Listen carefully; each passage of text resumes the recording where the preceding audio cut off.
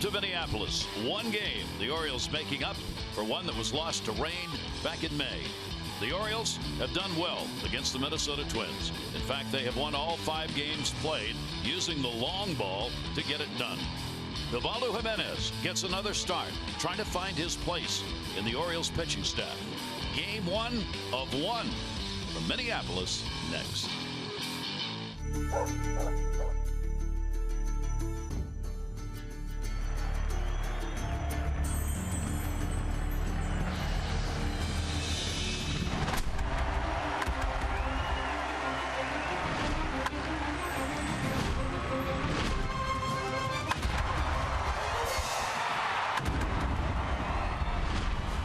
It's the Orioles on Masson, and we welcome you to Minnesota here in Minneapolis, where the Orioles will wrap up their season series.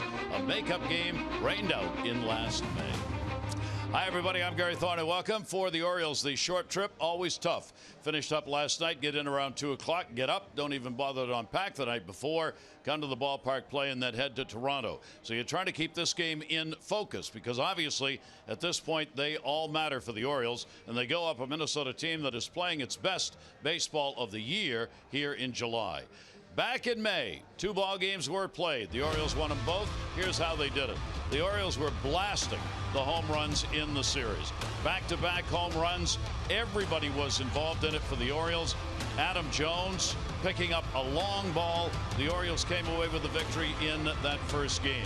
They had back-to-back home runs in both games. Chris Davis was driving the baseball in that series. So was Manny Machado. You get the back-to-back and back-to-back games, you're doing pretty well.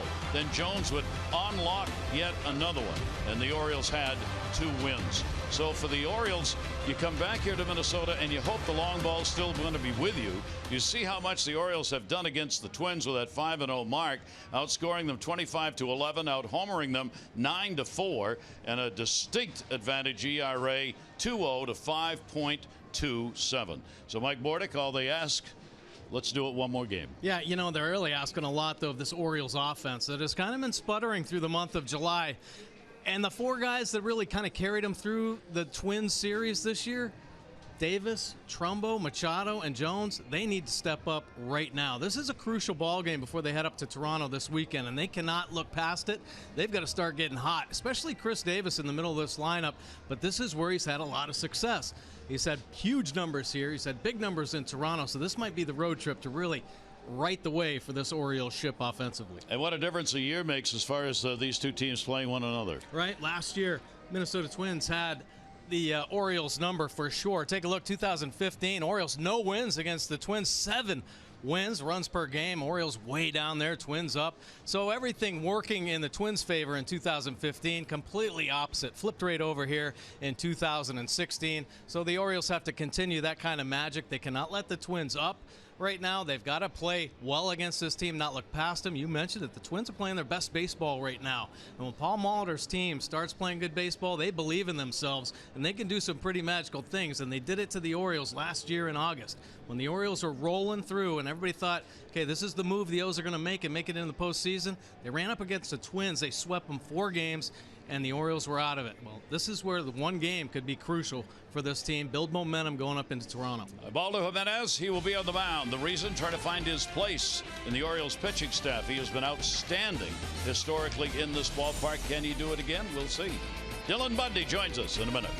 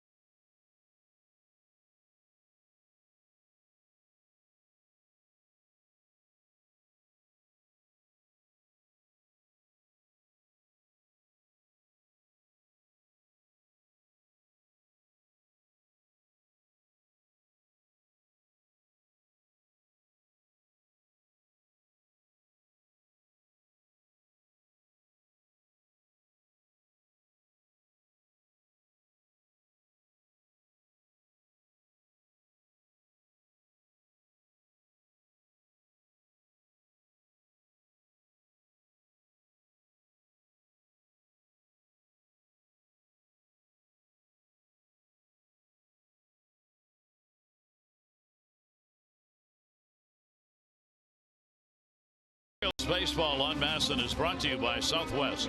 Transparency, low fares, nothing to hide. Beautiful evening for baseball here in Minneapolis. Opportunity to catch up with Dylan Bundy before the ball game. An outstanding outing. Perfect game.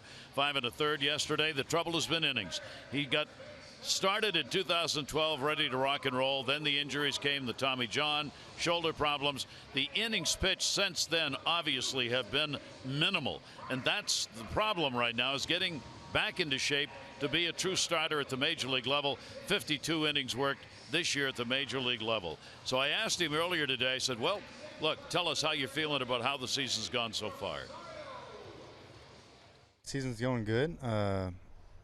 Arm's feeling great. You know, you're always happy about that. And, you know, I'm learning every single day out there. I mean, I learned the bullpen role a little bit out there, and then now I'm starting to learn the starting role and getting into a routine. And, you know, just finish the year strong, and hopefully it'll reward us at the end of it. Do you think you're going to be limited pitches, innings for the rest of the season? Yeah, I mean, there might be like a pitch limit every single game, you know, especially now since I'm built up to about 90 pitches now.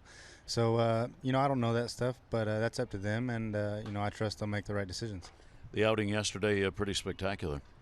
Yeah, you know, it's going good for 5 1/3 innings. You know, just got to keep working, and they made adjustments, and I got to learn to make adjustments right one move ahead of them.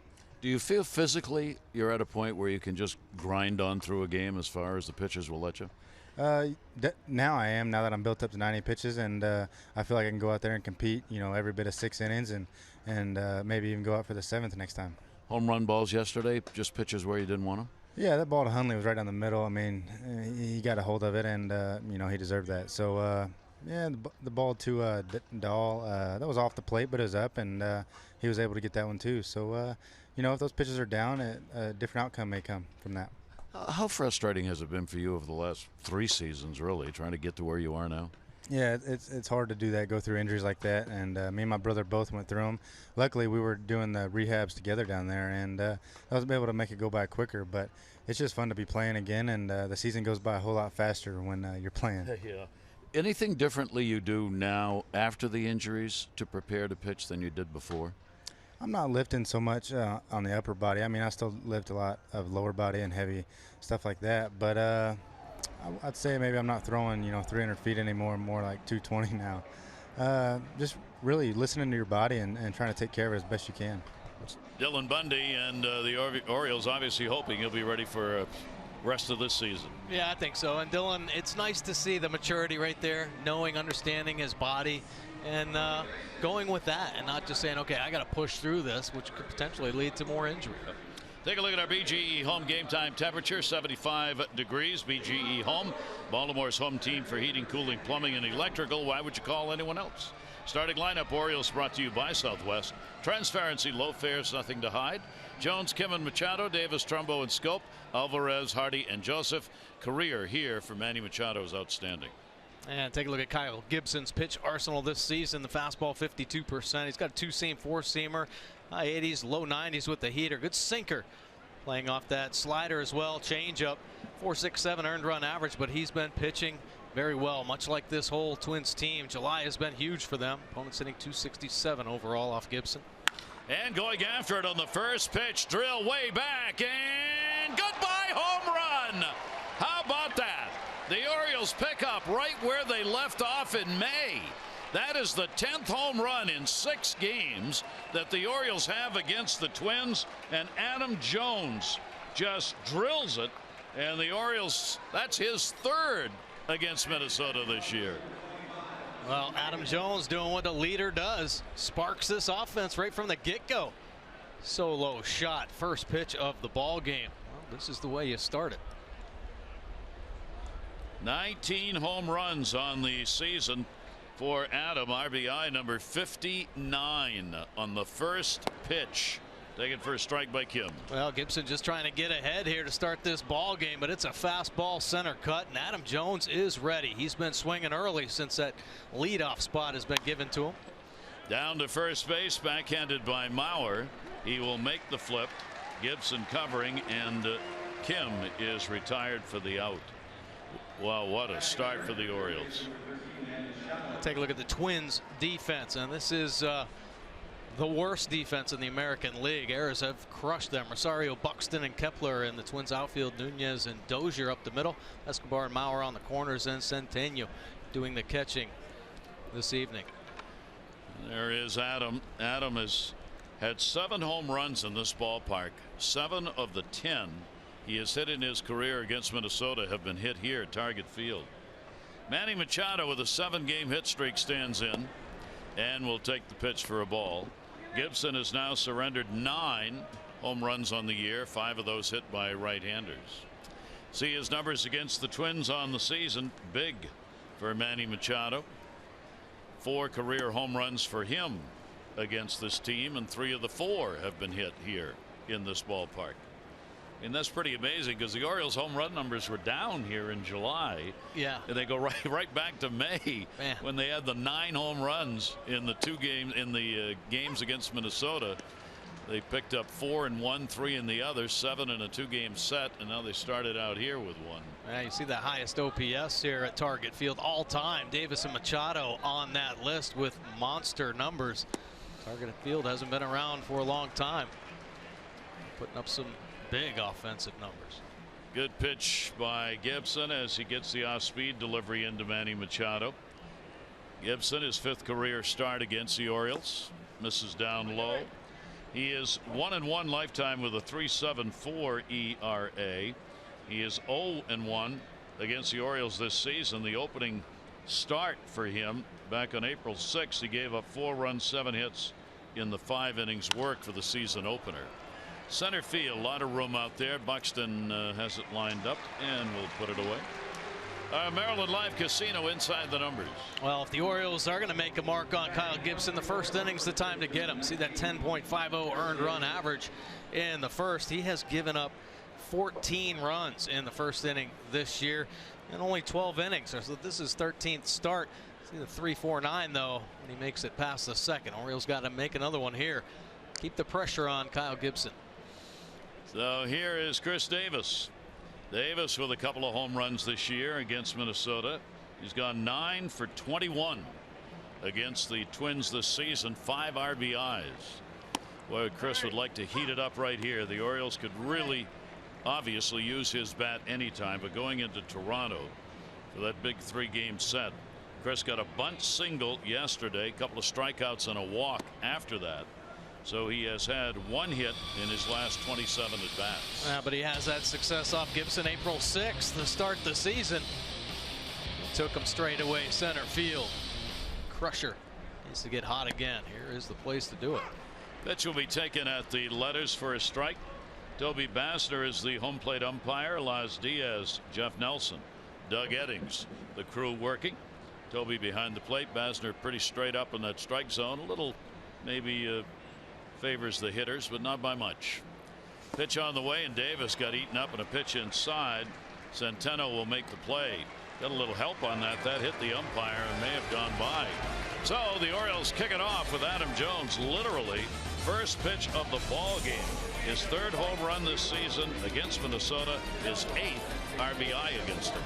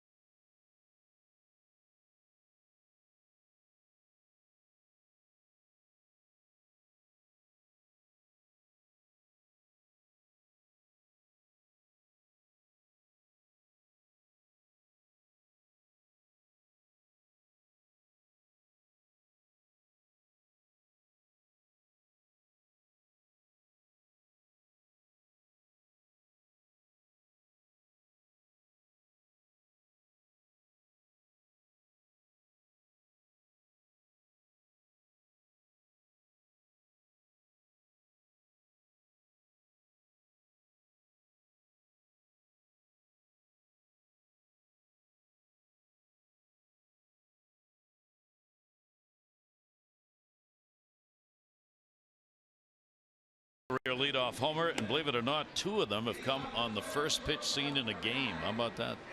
Take a look at the lineup. Much different than when the Orioles were here in May. Nunez, Grossman, and Mauer. Dozier, Kepler, Rosario, Escobar, Centeno, and Buxton. Max Kepler, young player they're counting on. He's having a good month. Now let's take a look at Ubaldo Jimenez's pitch arsenal this season. The fastball 58% of the time. Two-seamer when it's on can be nasty. Starts it off at the lefties, and then he'll play the slider and the split finger off that pitch. But he has had some inconsistencies. Earned run average up over 7. Opponents hitting a lofty 320 off Ubaldo this year. I guess the saving grace, Target Field, he loves to pitch here. So Buck Showalter hoping he can throw another gem here. Nunez 1 for 5 off of Baldo. Will take the pitch on the inside corner. Numbers Mike talking about here in this ballpark. Nobody's got a better ERA ever in this yard. 1.82. And the pitch will be outside. We'll see if Baldo can sustain that here in this game. Hasn't pitched a long time. July 8th. The All-Star break, going into the bullpen. Paternity leave. And a swing and a miss as he came back inside on Nunez. Oh, change up right there from Ubaldo. I guess another positive. Caleb Joseph has been catching some gems. The Orioles starters, and that change up dive bombing under Nunez's bat. Caleb Joseph has become the catcher for Ubaldo Jimenez. When Ubaldo is on the mound, behind the plate is Caleb Joseph. Yeah, they work well together. I think Ubaldo feels comfortable, and Caleb's found a way to get the most out of him. 2-ball, 2-strike delivery on the way, and he goes up and gets him for the strikeout. A good heater right there from Ubaldo. Rushed one up 93 miles an hour. One of the firmest heaters we've seen this year from Ubaldo. Tough to get this one. Two-seam action, riding hard up and in on Nunez, and he can't quite get to it. Look at him try to pull the hands in there, but a little extra life. Ubaldo to get the first out. That'll bring up Robbie Grossman. He was not with the ball club when the Orioles played them in previous games. Batting second, he is the DH. Grossman is 26 years old, out of San Diego. He's had an interesting year, to say the least. He was with Cleveland in spring training, reassigned to AAA. Started there and played for some games, and then opted out of his contract with Cleveland, became a free agent in May. Minnesota signed him May 16. He played 1 game at AAA Rochester and then joined the Minnesota Twins, and they love what they're seeing. Good off-speed pitch, and at least at the beginning here, Ubaldo seems to have a great changeup. Yeah, a change, split finger is the equalizer, but he's got to be able to throw strikes with his fastball to make it play up. And here in the early going, good to see the Twins a little aggressive.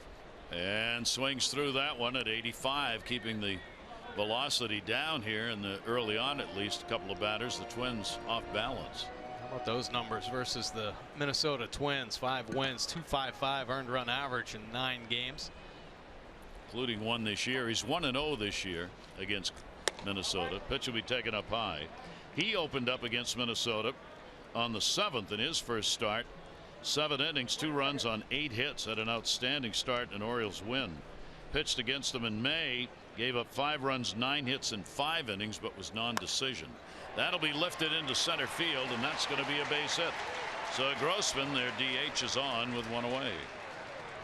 Let's take a look at the Orioles defense behind Ubaldo this evening. Kim Jones and Trumbo in the O's outfield. Hardy and Scope will turn 2 up the middle. Machado and Davis once again on the corners. Caleb Joseph doing the catching tonight. The Orioles are now 3rd in D in the American League. They have moved up. Only Houston and Toronto ahead of them. Here's Joe Mauer. See the numbers Mauer has, and they are good ones against the Orioles this year, with that 6 for 17, a homer, 2 RBIs.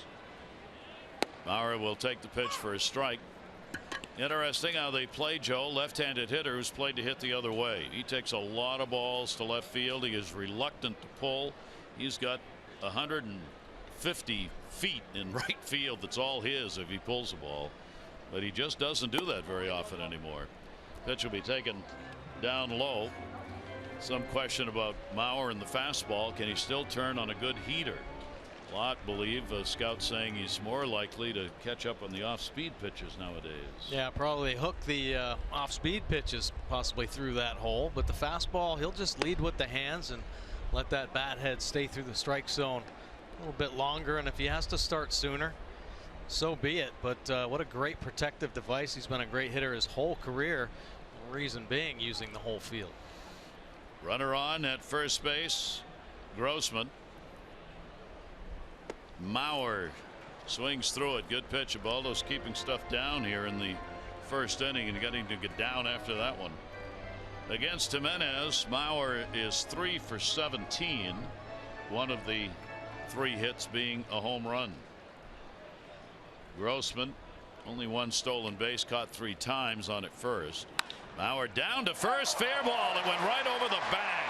Grossman's headed to third base. Mauer's going to second, a long run. And because of the defensive positioning, it's going to be an RBI triple because Trumbo had to run half the width of the country to go get it. Sure did. Orioles defense getting burnt here. Mauer, tendencies show go the other way. They pump the fastball in, the 2-seamer, and it's in off the plate, and he hooks it down that line just over first base. As Davis reacting, holding Grossman on, he has no chance to come back and get that ball. And you said it, Gary. Trumbo was played in the right center gap. They shifted the defense all the way over, and Mauer, very rarely will he look for 3 here. It was all in front of him. Easy triple and run on the board. So the ball game tied, and that's the 3rd triple that Joe has had this year. Grossman scoring easily. Now a runner at third and Dozier at the plate. Dozier's got a 5-game hit streak coming in. Brian Dozier, always one of their leaders offensively, and that certainly has not changed this year. One of the game's outstanding second baseman. And he has been putting the ball in play of late. That's going to be fouled off like that. He's been hitting the ball hard here. Nice play down the line. Sign him up, as Rex Barney used to say. Yeah. That was a nice play. That was a bullet. Stayed right with it. He is the leader in almost every offensive category. Dozier is for the Twins. He is number 1 in hits, runs, doubles. On top over the last 4 years in home runs, walks. He has been since the 2014 season a leader in all those categories. And that pitch will be there for a strike taken. Good location on it. Count goes to 2-2 from Jimenez. Yeah, executed very well right there. Certainly have to be careful with Dozier. Great numbers off Ubaldo, 316 with the double. Runner off third, Mauer swung on and fouled off. Well, both these pitchers early inning struggles. Mike was talking about Gibson, ERA of 10.5 in the first inning. Jimenez has now given up 18 first inning runs this season, far and away the worst inning ERA wise for him this year. Delivery to Dozier, and he protects and fouls that one off. Yeah, Baldo cut that one loose, 94 miles an hour. Straight 4-seamer getting on top after trying to bring the 2-seamer back on the outside edge. Caleb trying to surprise him. A little extra velocity there. Dozier just 230 with runners in scoring position this year. We'll put that one up in the air in the infield. First base, Davis. Chris will put it away for the second out. Big out to get Dozier, leaving Mauer at third base. Yeah, nice job by Chris, just coming in right away, taking charge. Caleb Joseph hustling out of the infield. Chris Davis got him off that ball in a hurry. A lot of work for a catcher to turn their back around, get underneath that ball. Easier play for Davis. Here's another one of the young players. I was talking with Paul Molitor about it. He says, look, we're a young team. We make a lot of mistakes defensively. We're still learning here at the major league level, and Kepler's one of those doing it. 23 years old. Kepler's not played against the Orioles before. He's from Germany. His mom and dad were both involved as professional ballet dancers in Berlin. His dad's from Poland. His mom's from the U.S. They met in Germany. That's where he was born, and then it wasn't until he was in high school that he came to the U.S. and went to high school in Florida, and got to play a lot of baseball there. here he is. Wow. 10 homers, got some pop. Yeah. Runner off third base, and the breaking ball will miss inside. Kepler at the minor league level. Home runs, he had 34 home runs in some 427 games. Not big power shown there. He's actually shown more power here at the major league level this year than he has in any minor league season. Isn't that crazy? I mean, obviously a lot of adrenaline. You get your first taste of the major leagues, and major league pitchers are generally more around the plate. Yep. There's a walk surrendered, so it'll keep the inning going. Mauer at third base, Kepler now at first with 2 down. That'll bring Rosario to the plate. I was looking at the starting lineup that was used in the 2 games in May that were played here were the same for those 2 games. There are only 3 players in this game who were playing in those games in May. Mauer, Dozier, Nunez. Everybody else was not in either of the 2 games in May. That's how much this team has changed. Unbelievable. Now you got Sano sitting out today as a regular. Plouffe is injured. He's on the DL. He plays at third base. Centeno, who's doing the catching, is the backup catcher. Suzuki is their regular. The Paul Molitor, a lineup today that's pretty different from what the Orioles saw in May.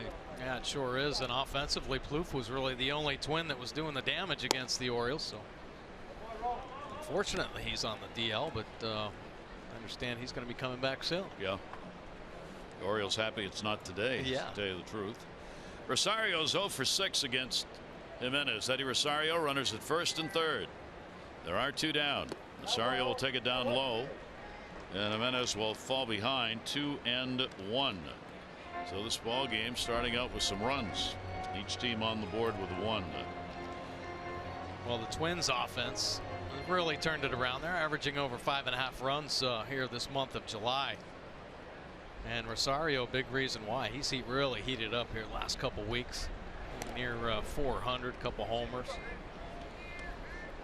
They will steal if given a chance. Jimenez, of course, has had huge problems with that. Base stealers are 16 for 19 against Ubaldo this season. 3 out of 4 for Kepler at first base. And that pitch will be there for a strike. Not happy with the call. Turns around to Toby Basner, the home plate umpire, and a 2-ball 2-strike count.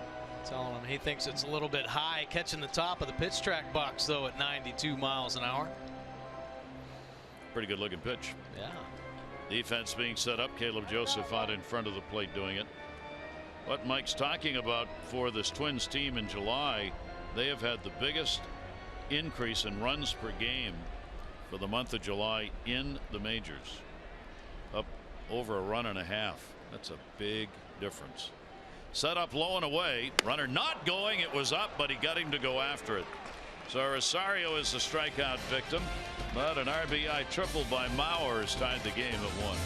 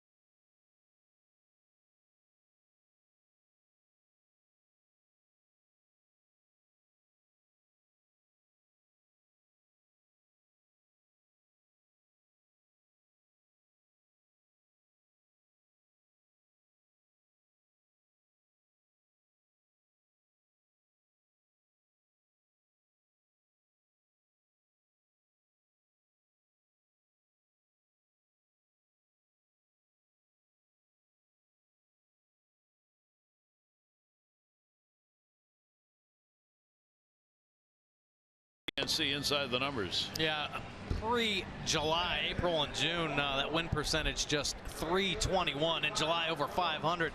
And the numbers below, you see the reasons why. The earned run average up until June, 5.18. It's lowered down to 4.11, so almost a run per game. That's second best differential in the American League. And how about the opponent average there? Dropping that average down, .30. That is the best. And down at the bottom of this graphic, the July offense, 5.68 runs per game, hitting .271. This Twins offense has definitely turned it around. The pitching as well. That's why they are a formidable competitor here, and the Orioles better watch out. Mark Trumbo will lead it off. Trumbo, Scope, and Alvarez due up. Trumbo's 0 for his last 17. Couple of hits in 21 at bats against the Twins this year, and both were home runs.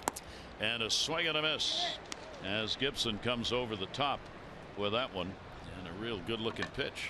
Yeah, actually a change right there, and primarily he'll go fastball slider against the righties, kind of splitting the plate as one will dive away and one will sink in. The lefties typically see that change. Kyle Gibson comes back inside on the fist on that one.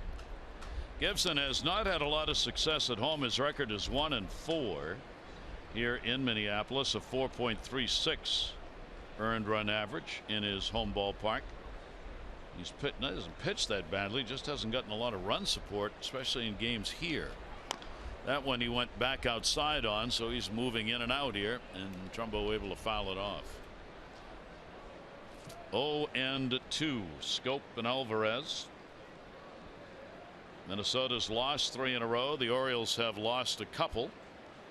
The Orioles did not lose ground, however, in the standings.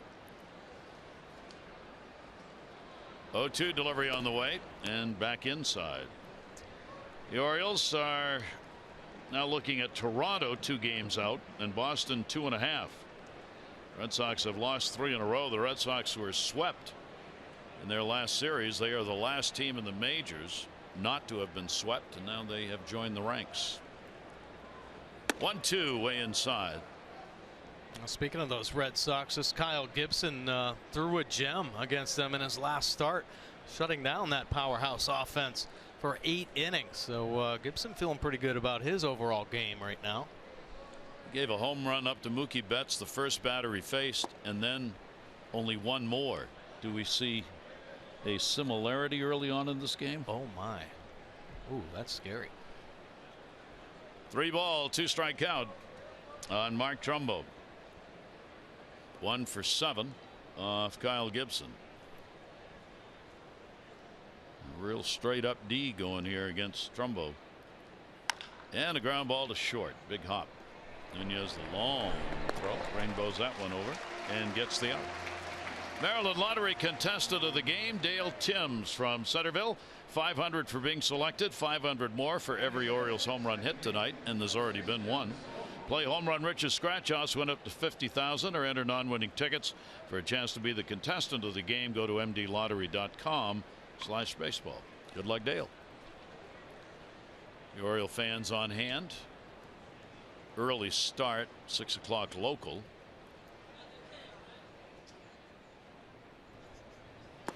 And the pitch that's going to miss, Jonathan Scope.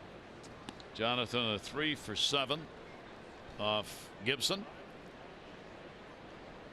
17 homers, 58 RBIs, 289. What a solid season for the Orioles second baseman. What do you think? Slider? Yeah, hard slider right there. Playing it off that fastball. And just kind of trying to crisscross the plate. 2 seamers into the righties and the sliders away. Scope quickly a 1 ball 1 strike count on him. Jonathan on the off speed pitch that time, 77 moves away. We were told he'll throw that slider at about 3 different speeds. We've seen a couple of them. Yeah, that's right. So Scope swings at 1 in the dirt, slow him down a little bit more. Wow. Over the top on that one. 2-2. Yeah, another change. Pretty good one. They like the way Gibson is pitching, obviously. He's one of their hopes for the long term. 28 years old, out of Greenfield, Indiana. His career record is 29-33. Minnesota looking for their first winning month. They are 12-10 here in July. And a swing and a miss. Well performed by Gibson. Man, he is changing speeds. He even changes speeds right there on his fastball, dropping it down to about 89 miles an hour. Take a look at the Mercedes-Benz pitch track. It just beat Jonathan Scope on the inner third. Mercedes-Benz, the best or nothing. Defense will shift in the infield as the designated hitter Pedro Alvarez comes up. Alvarez, a lifetime .333 hitter in this ballpark, and he's going to keep it up right field. That's going to fall in for a base hit. Kepler over to get it, so going after the first pitch he sees, he gets the Orioles 2-out single. Now the Orioles are going to return home on Tuesday, a 3-game midweek series against Texas. Good seats remain. Game times Tuesday, Wednesday, Thursday, all 7:05. And don't forget, on Thursday, your chance to enjoy a special Birdland Social pregame event with exclusive Q&A with Darren O'Day. Get your tickets at Orioles.com. 2 down, 1 on. J.J. Hardy coming up. Hardy 3 for 7 with a home run. Lifetime off Gibson. J.J. having himself a very strong month of July offensively. Talk about him shooting the ball the other way. So using the whole field, picking the average up. 347 in May. That'll cut it, won't it? Heck yeah. Runner on at first base. There are 2 down. J.J. spent 1 season here with the Minnesota Twins, starting shortstop that year. It was back in 2010. He played 101 games. He hit .268 as a Minnesota Twin. He'd been acquired from Milwaukee for Carlos Gomez in the offseason and was the Twins' opening day shortstop in 2010. 0-2 the count, 2 down. Gibson's delivery, and that's hit hard. Oh, almost 2 in a row. But that was hit hard enough to call it a hit. No error on that. Boy, he must have been anticipating that one, because he came out of the seat hot right there. He's looking for a contract. There's no question about that. Yeah. Just a great play. Saved a fan, I'll tell you that. That's pretty good. 0-2 count. Trade deadline coming. Pitch will be taken outside. Maybe the ball boys and girls who guard the lines. Could be some deals struck to make good plays. Hardy at 1-2. Little breeze blowing out towards right field. Start of the ball game, but not anything that should affect the ball up in the air right now anyway. Lights are on. 1-2 pitch, and he will miss that one down low. Centeno makes a nice stop, holds the runner at first base. Alvarez. Well, you can really tell when hitters are hot and hitters are not. Just the confidence, the patience, the ability to take tough pitches. JJ locked in. Yeah, every now and then he'll get fooled, but right there was a good pitch. He saw it early. There was no extra movement in the body, even with the 2 strikes. It's nice to see that kind of patience and confidence from hot hitters. 2-2 the open stance by Hardy, closes it up, hits a roller. It's going to be a tough play. Escobar in, can't get it. This is Escobar's first start this year at third base. He's moved around mostly at shortstop. I was wondering if the Orioles might, as the game goes on, actually challenge him. That wasn't any intentional challenge. Right here, he's getting out in front, topping the baseball. Tough play, had to go a long way. Do or die, so he tries the bare hand attempt right here and just kind of kicks off the pinky. Didn't quite get down there early enough and can't come up with the handle. And J.J. Hardy, when you're hot, you're hot. Another base hit. So the Orioles with 2 down get 2 on. Alvarez to second. Hardy on at first base. Here's Caleb Joseph. Caleb's got a 4-game hit streak when he was playing regularly while Matt Wieters was out for 6. And he rips that one down the line, but it's going to be a foul ball. Oh. Looking still for numero 1 RBI. Oh, nice pass right there. And Caleb Joseph, another one of the hitters that's really started heating up. You mentioned the Nice little hit streak he got on when he started catching every day. Weeder's absent after that bruised foot. So Caleb slowly but surely locking in offensively. Would he like to get one here? He's 2 for 19 with runners in scoring position this year. 0-1 delivery by Gibson to him, and that will be inside. The Orioles have dropped to 6th, still good in the American League as a team, 270 in these situations. Minnesota's 14th in that category, 236 Minnesota, 270 the Orioles. Joseph will take it. Gibson's really having to work here in this inning. You get the first 2 outs, and then the pitches have piled up. Yeah, and you always look to the bottom of this Orioles offense for that extra help to continue to work a pitcher, put the pressure on him. Alvarez single with 2 outs, and then Hardy following up. Bunch of extra pitches with 2 outs. Good lead off second. Tip foul at the plate. And a 2-ball, 2-strike count. Caleb has not faced Kyle Gibson before. Well, the Orioles, this opportunity is something they've been needing, and really to cash in that tough series against the Rockies. Just 2 for 20 with runners in scoring position. So it'll be nice to start this little road trip off. A little bingle here. Alvarez off second, Hardy off first, 2 down. 2-2 delivery. Caleb down to third, backing up, long throw for Escobar, and he will get it over there in time. No runs on 2 hits, no errors. 2 are left on base. We go to the bottom of the second. Game tied.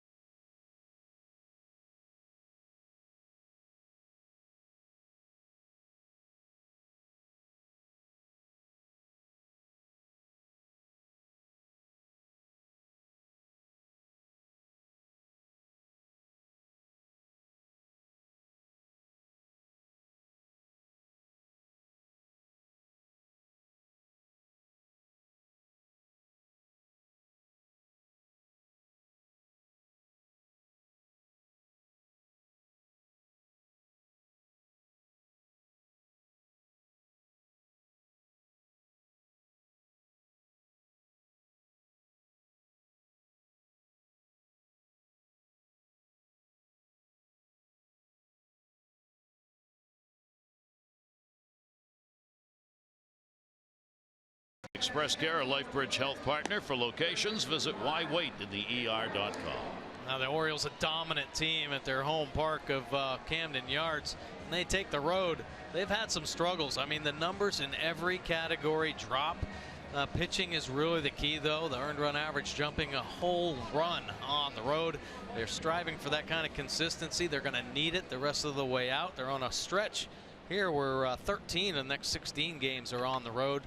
Going to pick those numbers up a little bit. Washington with 31 wins at home. Same for the Cubs. Are the teams tied for second behind the Orioles in home wins at 37. 1-0 count. Eduardo Escobar. Escobar 3 for 5 lifetime off of Ubaldo Jimenez. Real solid numbers against the Orioles. The 5 for 12 that he's had this year. Orioles D will play him to pull. Manny Machado in a little bit at third, and the pitch is taken for a strike. Now Jimenez, where does he fit after this? Yeah. Is he back in the rotation? Is Worley out? I don't think right now there's any answer to that. Well, I don't know why Worley would be out. He's been pitching pretty well. I think it's just trying to find a spot for Ubaldo, and they've talked about potential trades, so Waldo could do a bunch of different things today to help himself. One, pitch well enough to either stay in the rotation or get more opportunities out of the bullpen, or pitch well enough to potentially get a trade and kind of rejuvenate his career a little. 2-2 delivery on the way.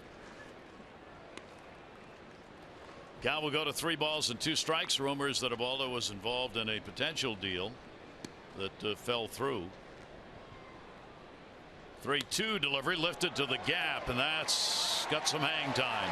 Going to go all the way to the wall. Adam Jones will chase it down. Escobar thinking 3 will stop at second on a good relay throw. A leadoff double by Escobar here in the 2nd inning. A nice piece of hitting as Escobar picks up his 10th double. Nice job by the Orioles outfield to get it back in, but this ball was touched. He went down and got it, and it kept backspinning up through the right center field gap. He got onto that front side, and Adam Jones off the bat, I think he thought he was going to get to it, but it just kept carrying and carrying. A low line drive gets to the wall, and easy double for Escobar. And that ball's going to go to second base. Centeno, productive at bat. He gets the runner moved up. We were talking about Vance Worley. Where does Jimenez fit? Well, where does Worley fit? Here's what he said today. I just work here. I don't know. You know, it could be for the rest of the season. I could bounce back and be in the rotation. Who knows? You know, I just, you know, as long as they let me know ahead of time so I can prepare myself the best I can to go out and contribute. Well, not much more you can say. Worley certainly has contributed. He's 2-1. He's had 4 starts, appeared in 22 games, 3.09 ERA. Infield is in. How about this? We are in the 2nd inning. Escobar at third base. Buxton, the number 9 hitter, their center fielder up, and the Orioles are going to try and cut that run down if they can. Yeah, a lot of times just to put pressure on the young player. Buxton's never really been able to get his bat going this year, so he sees the infield drawn in. He feels like he's got to do something different to pick up this RBI. Some head games from Buck Showalter, the manager here in the 2nd inning. Buxton's hitting just 106 with runners in scoring position. Someone they were counting on for a big offensive year, and as Mike says, it has not happened. Ubaldo's delivery to him, and that'll be fouled off the fist. He's got to go after anything close at this point in time. Buxton comes in with a 4-game hit streak. He's had 4 hits last 13 at bats. It started out so poorly he got optioned out in late April to the AAA ball club. Hit .336, then came back up, but it's still been a struggle. Pitch to him. Buxton is fooled on the off-speed delivery and got him. Good pitch by Ubaldo Jimenez. Yeah, it was. Ubaldo got away with this one, though. A little slider. Goes through the top of the zone. Caleb wanting it down and away. Take a look at the Nissan pitch track. This slider staying right at the top of the zone. Buxton a little double clutch and then the cut, but enough movement on the slider. And the swing underneath. Good pitch. Can't get location. Get him on the speed. Yeah. 2 down. Runner at third base, and a pitch taken for a strike. Here's Nunez. Eduardo Nunez, the leadoff batter, a strikeout victim, his first time out. Nunez is their leader in this situation. 3:15 with runners in scoring position. In the dirt, Caleb Joseph. Alive at third base will be Escobar. Jimenez has thrown 5 wild pitches with that splitter that can sometimes bounce around a little bit. So Manny Machado will stay a little bit closer to him at third than you might otherwise, so he can't walk off a big lead. And a ground ball fouled off. There is that split finger. And Nunez playing well for this Twins team. He's actually leading the American League in stolen bases. This is a guy a lot of bench time with the Yankees, so he's been around a while. The body's still pretty fresh, so putting a spark in this Twins offense. 29 years old. Pitch outside. He is the Twins leader in multi-hit games. He's had 34 multi-hit games this season. And Nunez moving into the leadoff spot. 2 balls, 2 strikes, and 2 down. Nunez off the fist and back. Yeah, Caleb can kind of read back there right now. Looks like the Twins may be sitting on some off-speed pitches, so trying to rush that fastball in, and some defensive swings here. 2 strikes. Leadoff double Escobar. Trying to leave him third. Wow. You don't hit that, you get it right in the chest. That ball took off. Yeah, and Caleb wanted it down and away. Maybe Ubaldo trying to overthrow that one a little bit. Just rides up through the zone, and it was heading right towards Nunez. Count stays at 2-2. And he gets him. Boy, what a great pitch that was down and in. So Jimenez gets a couple of big strikeouts. No runs, 1 hit, no errors. Base runner left on at third. Jimenez getting a K when he needed it.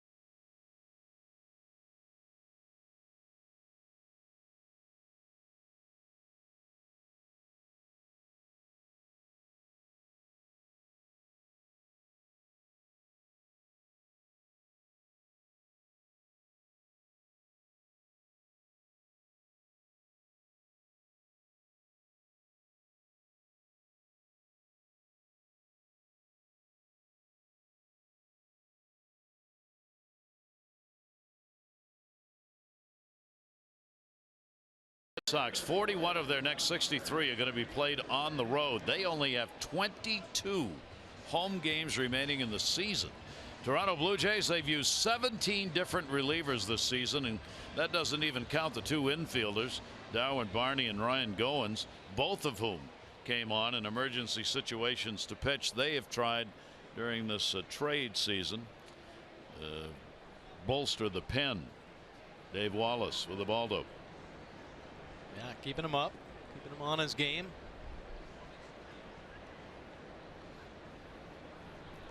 Ball game tied at 1-1. We go to the 3rd inning.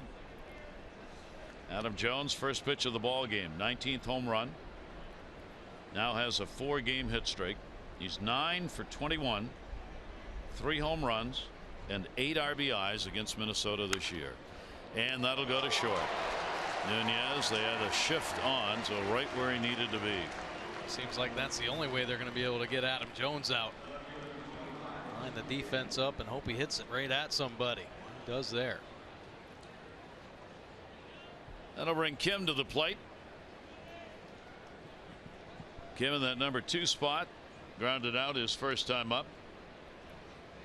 Young-Soo Kim. D plays him straight up. And all those hits he takes the other way.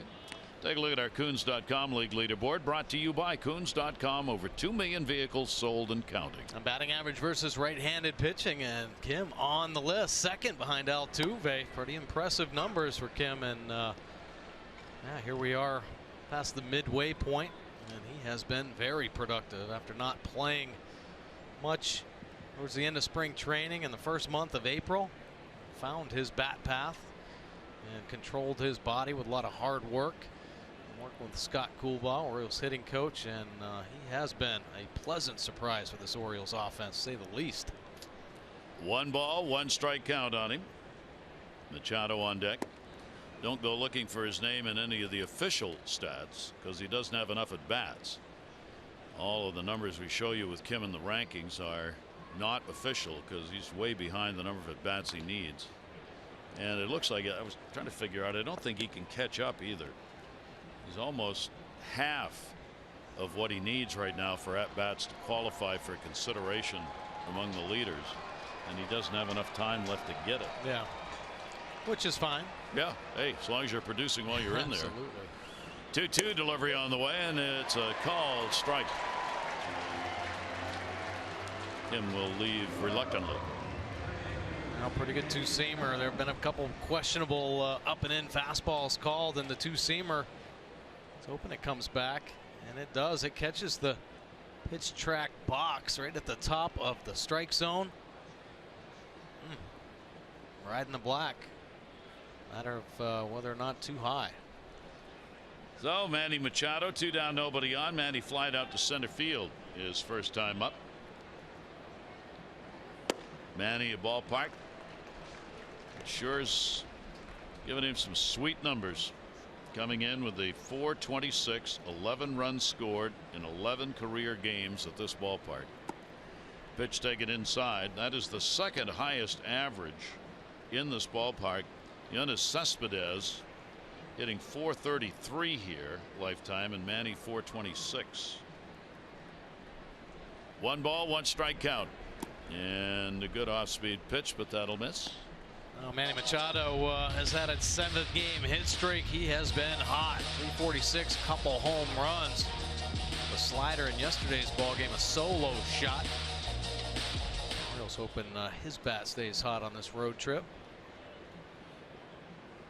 2-1 delivery on the way. Gibson gets it off the end of the bat and foul.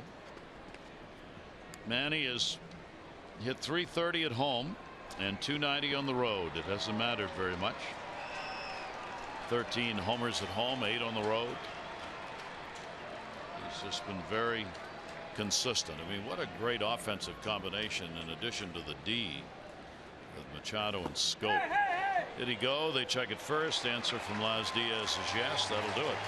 4 strikeouts for Gibson, 2 in the inning. He retires the Orioles in order. A rained out game in May, so here we are for 1-1.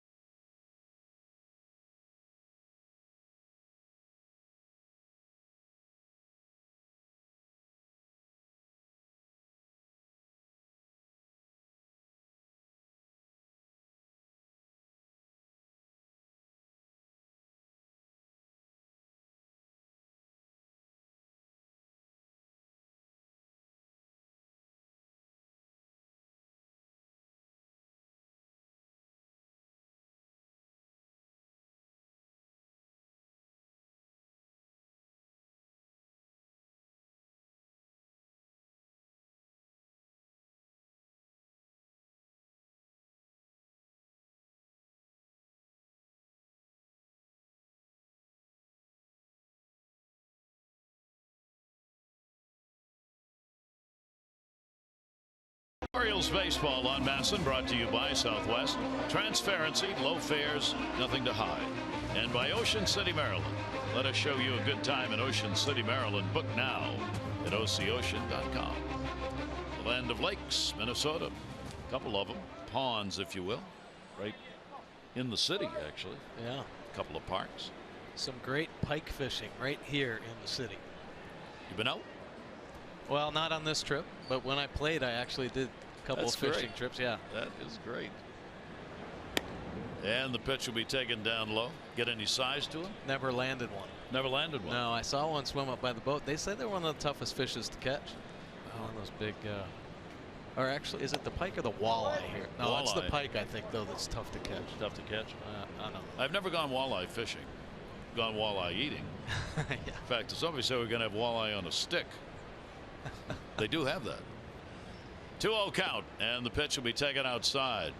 Robbie Grossman hitting second. Their DH, a single he scored in the first inning on the RBI triple by Joe Mauer. Orioles run, leadoff homer, first pitch of the game, Adam Jones. Baldo's delivery to him, and that's taken for a strike.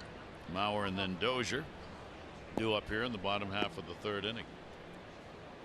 Both these teams losing a day off, of course. For Minnesota, though, it's in the middle of a homestand. Not so for the Orioles. That one's going to miss, and there's a leadoff walk here in the third. On Tuesday, August 16, the Birds begin a pivotal 2-game series against the Red Sox.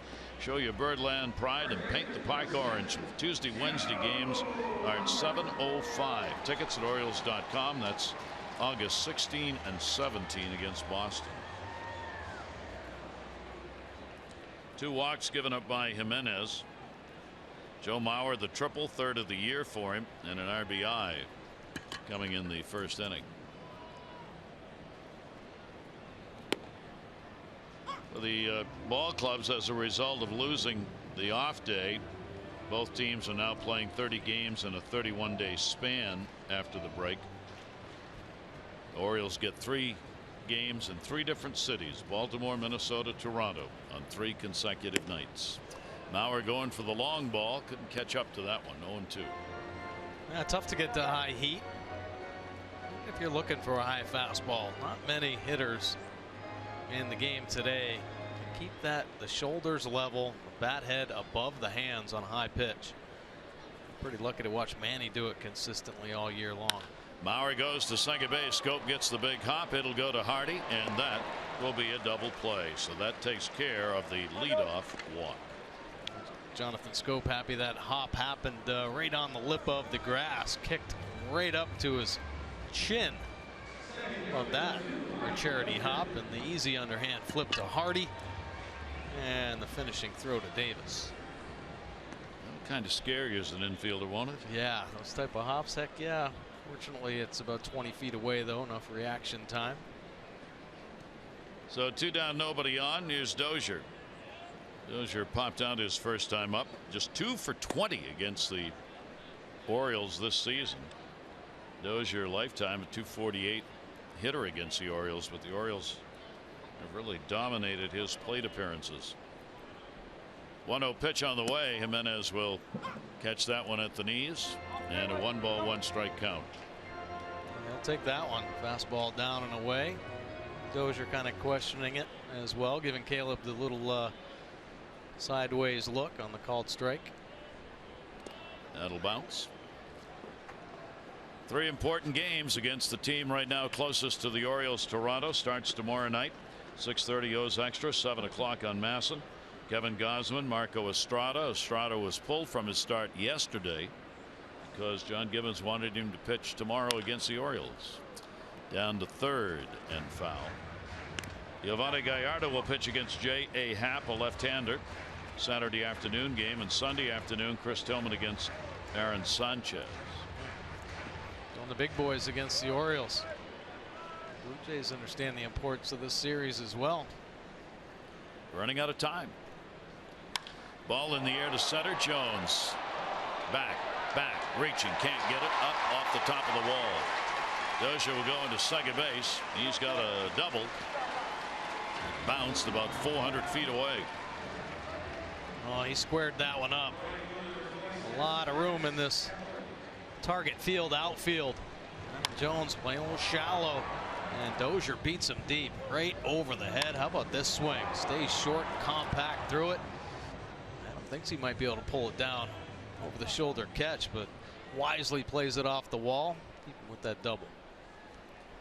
So here is Kepler, who drew a walk his first time up.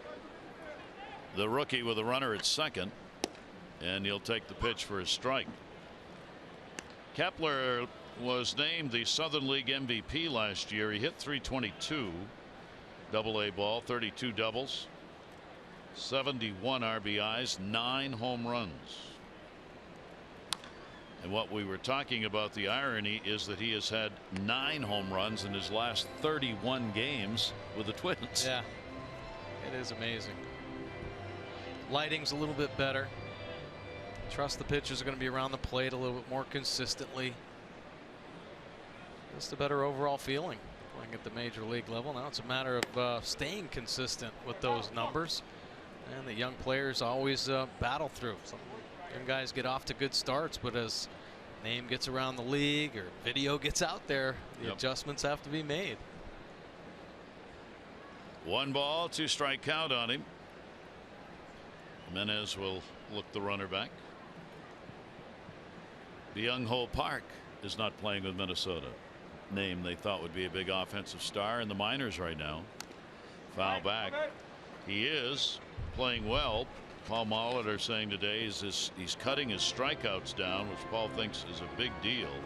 He's playing at AAA Rochester. He's homered in 5 of the last 7. Wow. So Molly says he's likes the reports he's getting on Byung-ho Park out of Korea. Started with a big club and then got demoted. 2-2. There are adjustments to be made, and an old saying about, believe it or not, easy to get to the big leagues, hard to stay. Yeah. Twins are 0 for 5 already with runners in scoring position. 2 ball, 2 strike count. And he keeps his at-bat alive going the other way. See why he could hit some home runs. He's got a pretty hefty cut when he comes around. Yeah, he's aggressive, and you can tell there's some leverage there. Some long limbs. Gets extended. Count stays 2-2. Dozier off second, and as the eye. So the count is full. 3 balls, 2 strikes, 2 down, 1-1 ball game. Here in the bottom of the 3rd inning. This is going to be the 8th pitch of this at bat.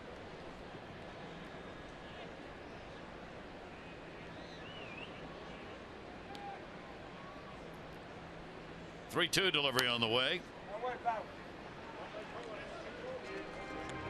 Not a lot of players probably have on their resume for places played the bookbinder Legionnaire Regensburg of Bundesliga of Germany. What do you think? No, I don't think there are many. No. The highest baseball league in Germany. Oh, wow. He played. Here's the 3-2 delivery and a little roller. Ubaldo's got to field his position and does. Kepler is retired. No runs on 1 hit, no errors. 1 left on base.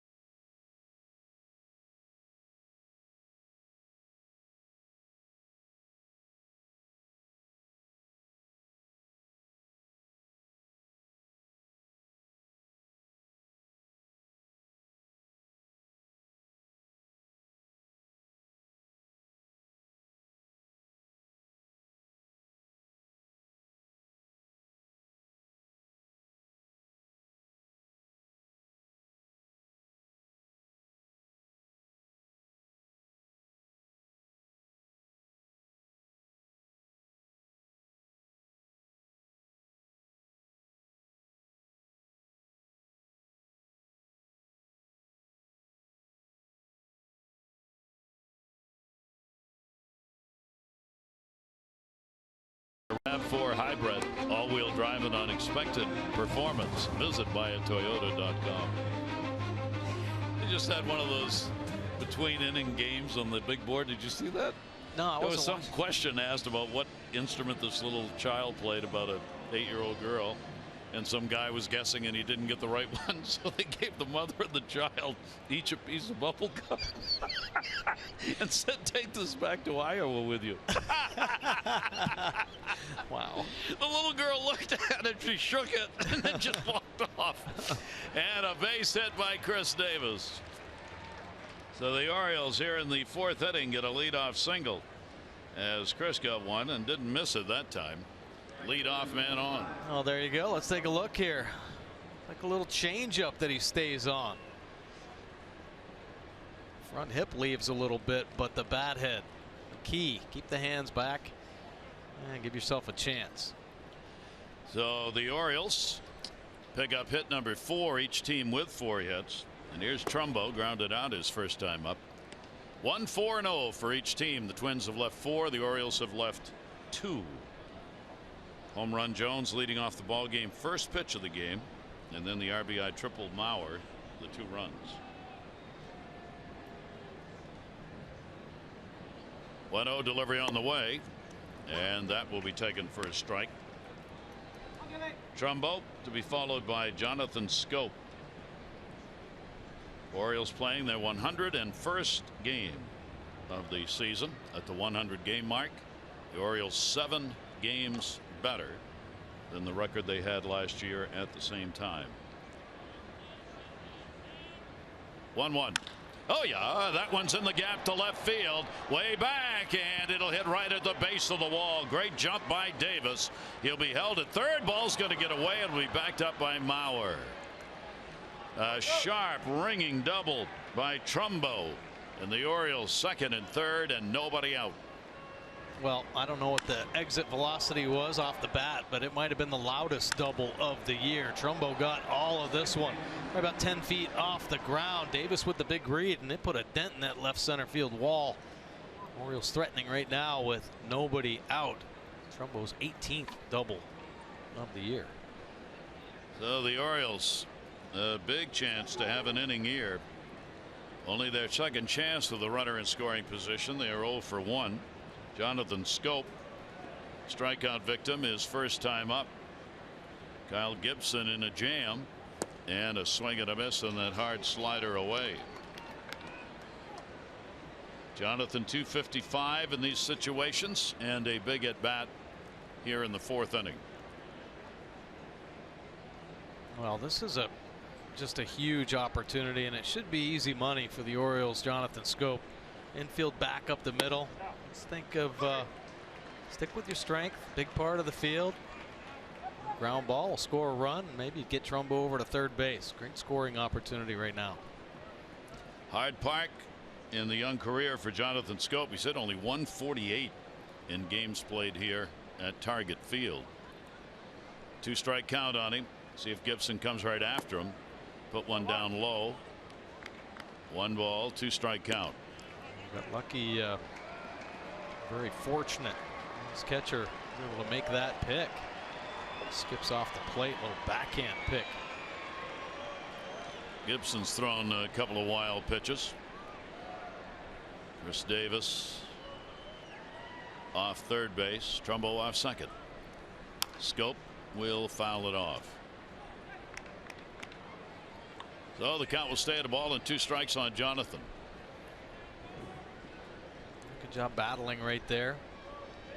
Really slowing him down in the 70s with that breaking ball. 24-year-old second baseman looking for an RBI or 2. 1-2 delivery to him. That's going to go on the ground. Runner coming home. They're going to come home. Tag is put on. Davis is out. Escobar was back, but the ball was hit hard enough with Davis going on contact that they could make the play at the plate. Yeah, nice play right there by Escobar. Pretty good read and communication by the infield.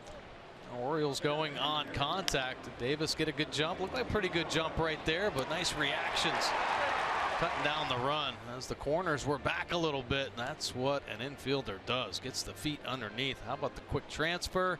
Getting the feet right. Perfect throw to get Davis. Keep this game tied.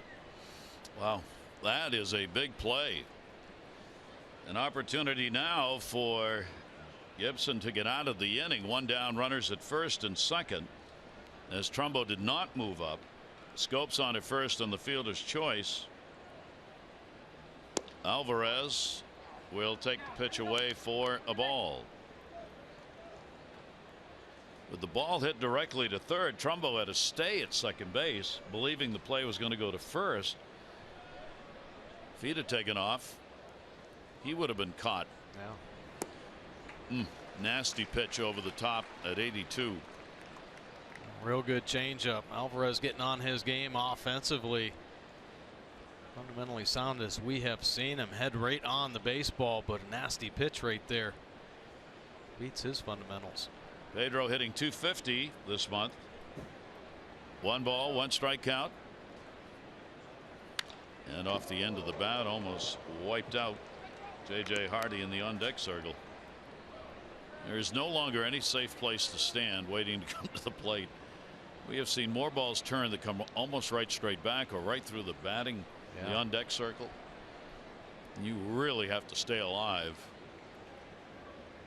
in those at-bats. You're so close to the plate. You just wouldn't think many balls would be hit there. Here's the 1-2 delivery again. Alvarez will take the breaking ball inside. They'll even the count up at 2-2. Oh, nice take right there. Good pitch by Gibson after working a couple pitches away. Bury that slider, aiming towards that back foot. Just missing there, but a nice take by Alvarez.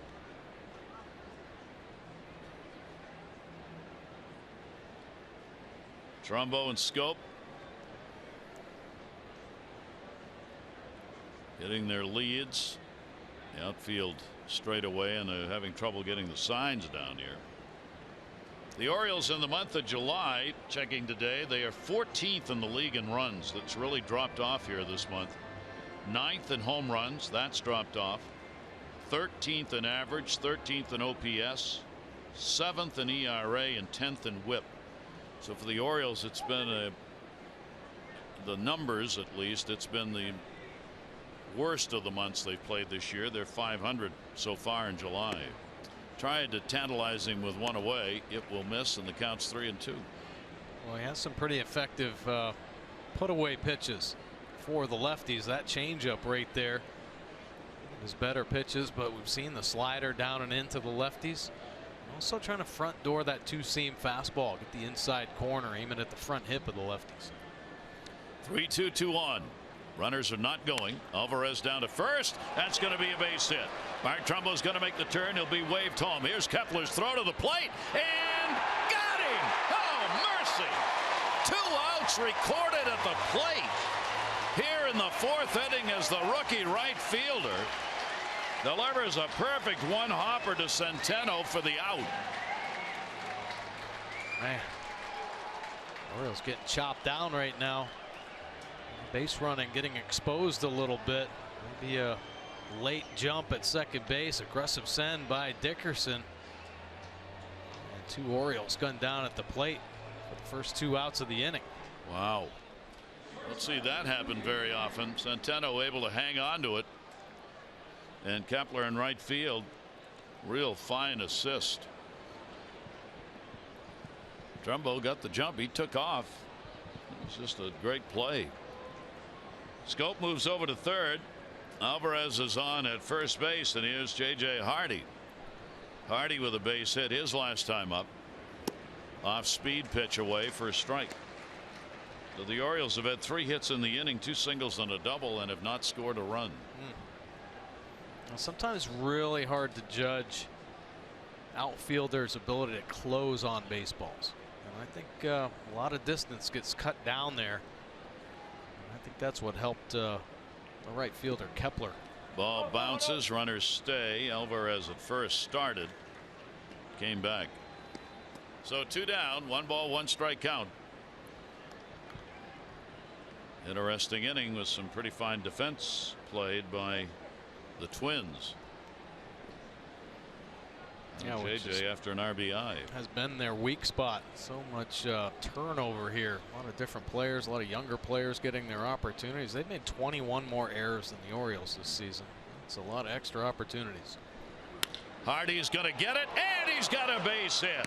JJ comes through again, and the Orioles get a run. Jonathan Scope will score. Hardy's RBI will make it a 2-1 ball game. Boy, did they have to work for that one. good at bats all the way through this inning. The Twins defense being tested, and they've been rising to the occasion. J.J. Hardy, though, the big 2-out knock, finally get a run on the board here in the 4th inning. His 23rd RBI, and he continues a red-hot July. Caleb Joseph grounded out his first time up, 1st and 2nd, with 2 down. The Orioles another chance to add a run here. An interesting inning where Gibson's had to work hard. Davis taken out at the plate on a 5-2. Trumbo on a 9-2 are the 2 outs in the inning. Joseph will take a breaking ball that was way outside. Orioles 2 runs, 7 hits.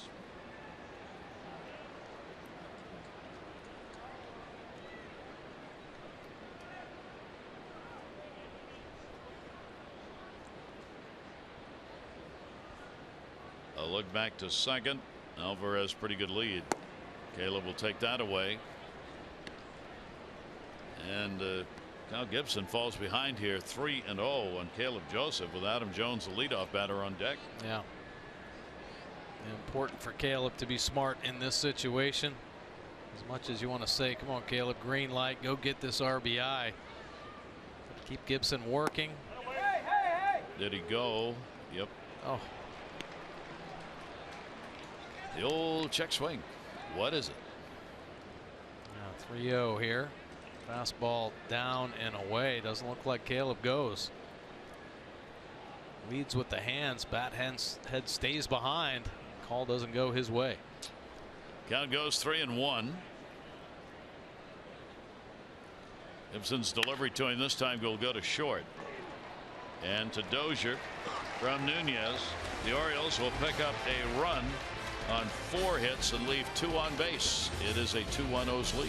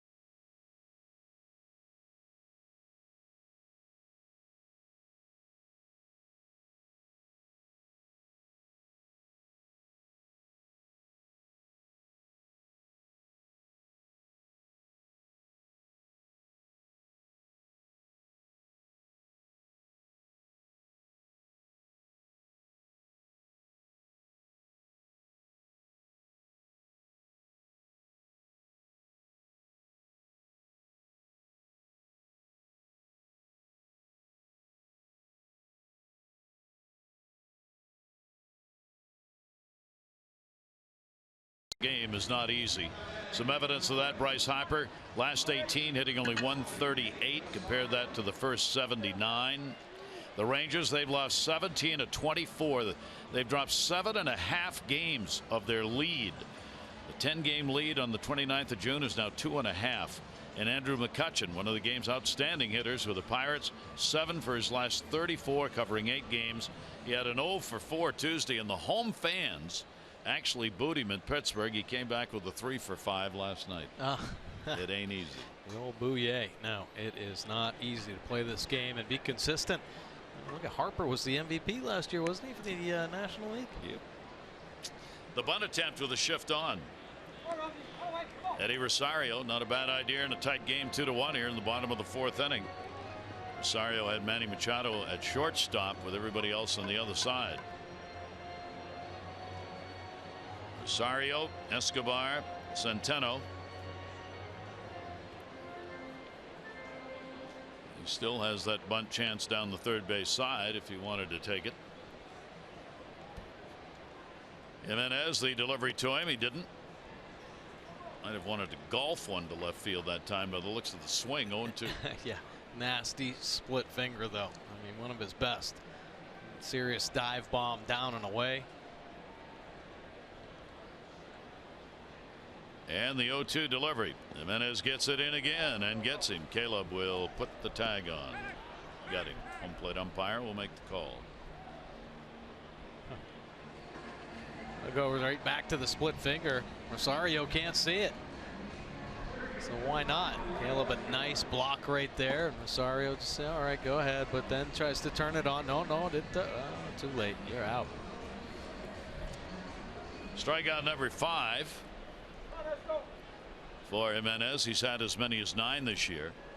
2 walks, 5 strikeouts. Jimenez, no walks, 4 Ks. Kyle Gibson on the other side. And again, taking a look down at third base. Escobar, who had a double his first time up, brings Manny charging in, and an 0-1 count. Orioles lead it 2-1. They're trying to sweep the season series. 6 games against Minnesota. Towering pop-up. Scope. He's there, and we'll put it away. 2 down. Well, we hope you'll mark your calendars. Friday, August 19, the next fireworks night at the ballpark. After the Astros game, a great fireworks display presented by Baltimore Area Credit Unions. That's going to be on Friday, August 19. For tickets, Orioles.com or 888-848-BIRD. Those fans here in Minnesota enjoying the early evening hours. And a really nice night for baseball. Very comfortable. Pitch taking a strike. Centeno grounded out his first time up doing the catching. He'll put it in the air. It'll go towards left center. And fine play by Hardy. J.J. Hardy in the Bermuda Triangle finds it with Kim and Jones enjoying the fine catch. Beautiful play. J.J. Hardy, it's an awareness of where the outfield is. Makes a beautiful athletic play there. And the football handoff to Adam Jones. Yeah.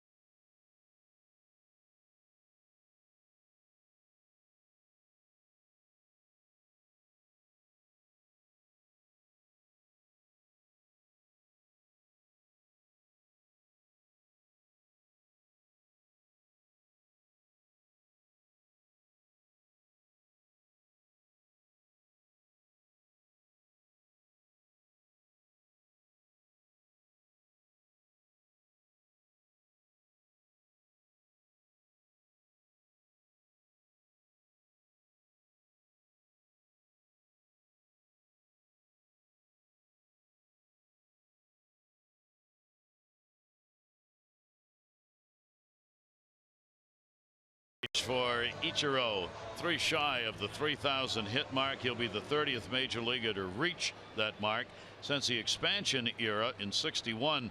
You see the highest averages of those who have gained the 3,000 mark with Gwynn, Carew, Boggs, and Jeter. Ichiro right now at 314, needing 3 more to get there. He is not in the lineup tonight. Miami playing against the Cardinals, and he'll get there sooner than later.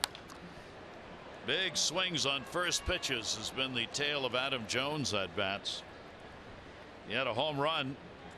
First pitch of the ball game is 19th, lined out to short last time up, and he's been right on Kyle Gibson's pitches. He came in with just 1 hit and 11 at bats against Gibson.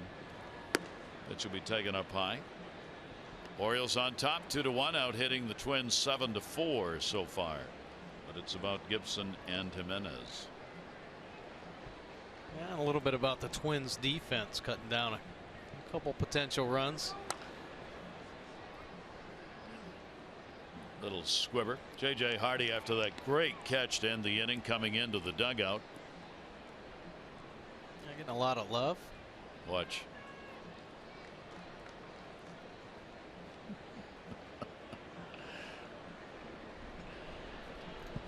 Leader by example.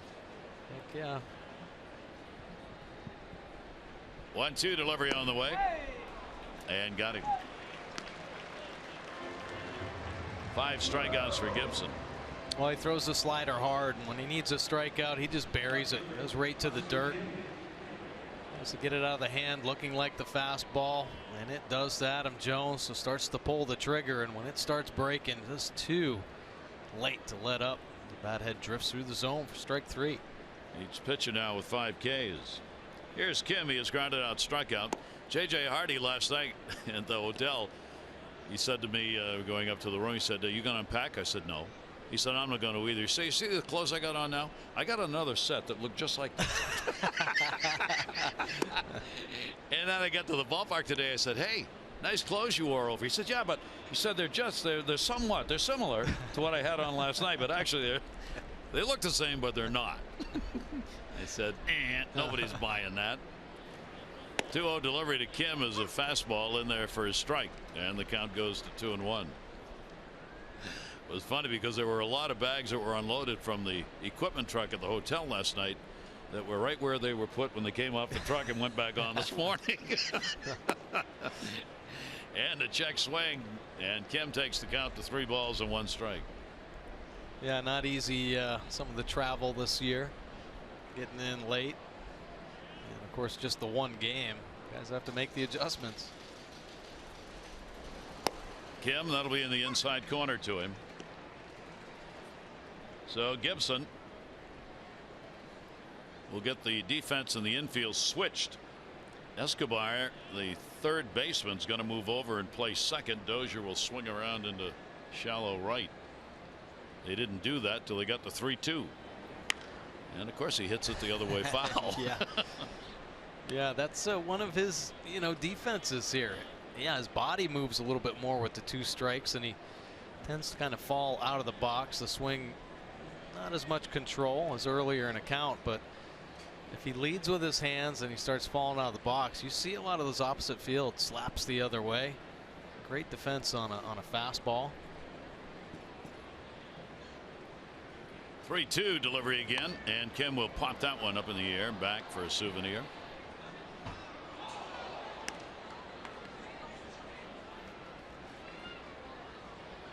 Oh, going to be a third 3-2 delivery coming from Gibson to Kim, with Manny Machado waiting on deck. Kind of all over the place with those pitches to him, working him in and out, up and down.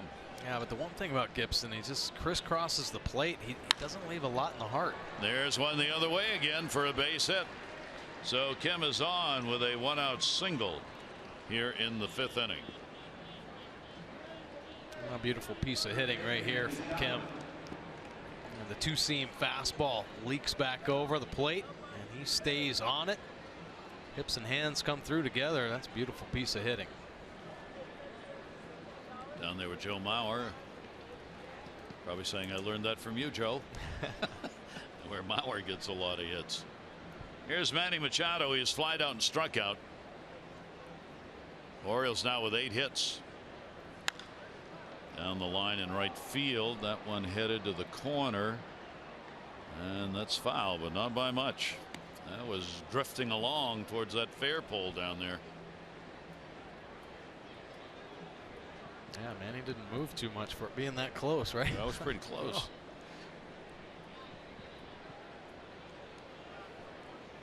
Oh. 0-1 with 1 down.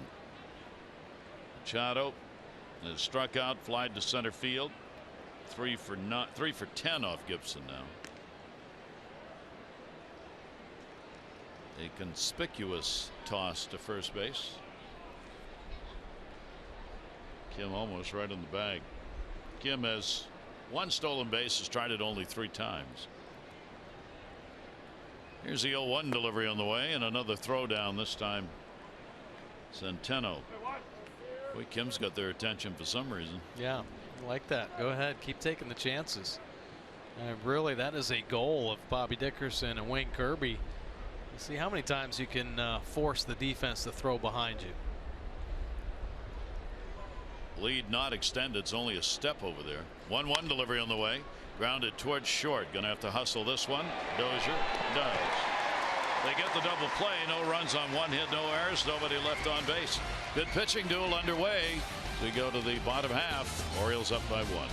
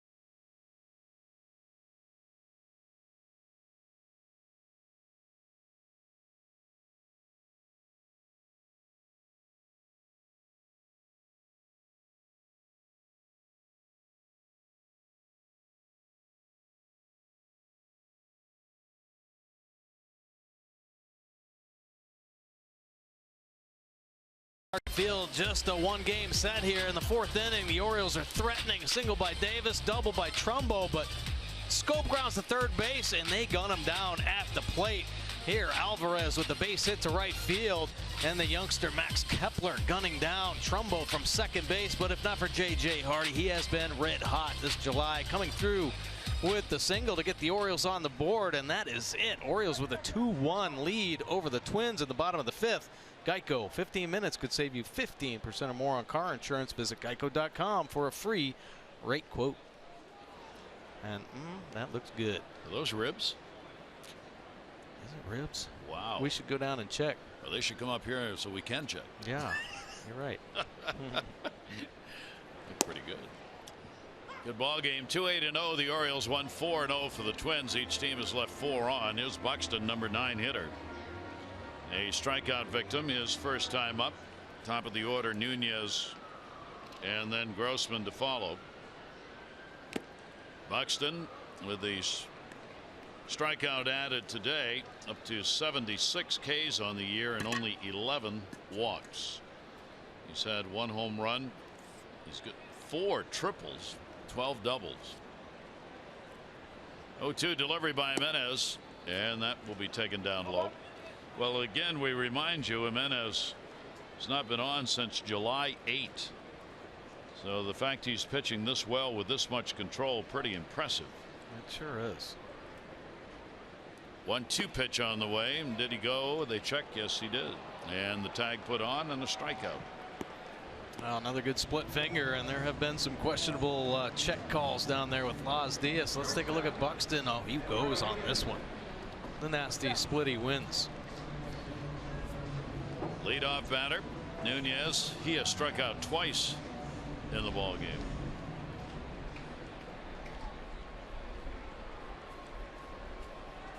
Big .320 batting average against the Baldo coming in. The Twins have not been able to take advantage of that yet. That'll be chased out of play.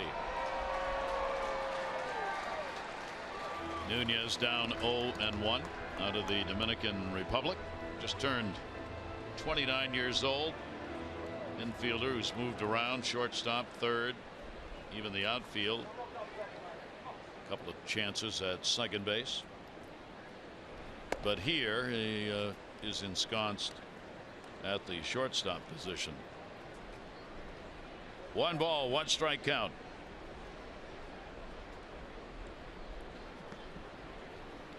Jimenez will bounce one.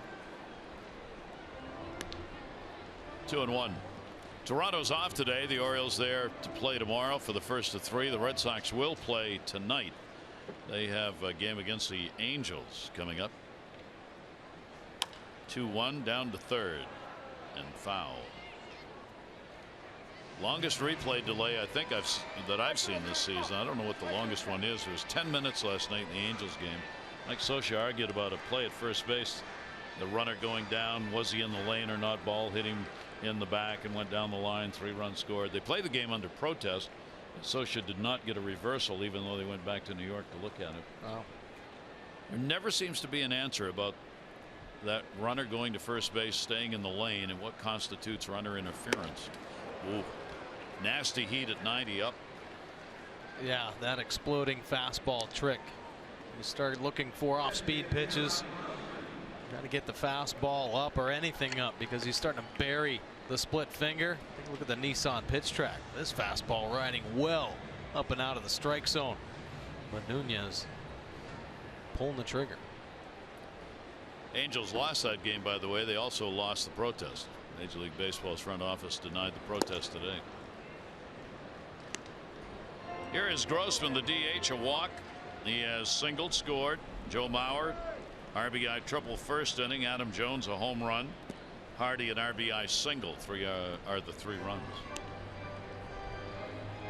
It is an oddity in baseball, if you think about it. That running lane that goes to first base is really all in foul territory. Yeah. Makes because it hard. the runner's supposed to stay between those lines going to first base. But if you do that, it's counterintuitive because the bag's in fair territory and you're in foul territory. And if you run down there, I mean, you're taught that, you're not trying to catch the back outside part of the bag or anything. You're supposed to go towards the middle of it. But if you do that, you're running in the wrong lane. All right. I know. I don't know. Maybe they'll revisit it. Oddity of baseball. Nubbed off the end, a foul by Grossman.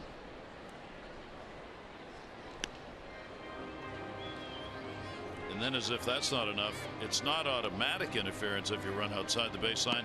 You actually have to have interfered somehow with the play being made at first base. So if the guy is throwing to first to get it out and he throws it 900 feet in the air where it wouldn't have been played no matter what, there's no interference. So it's a tough call. 3-2 delivery by Jimenez, and he will walk for the second time. Grossman. Well, aren't catchers supposed to just throw it right into a runner's back if they're just to take any of the guesswork out of it? Yeah. So that you at least got a chance at an interference. Yeah. So Robbie Grossman, 2 walks in the game. 3 have been surrendered by Jimenez. And here comes Mauer. The triple, an RBI, and hit into a double play his last time up.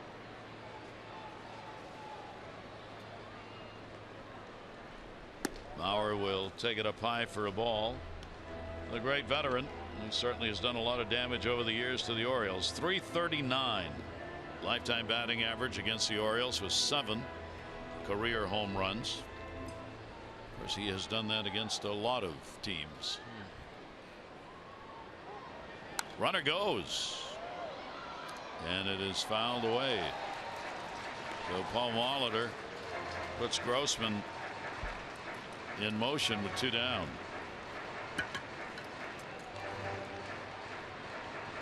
Well, this Twins team, typically very well-rounded baseball team.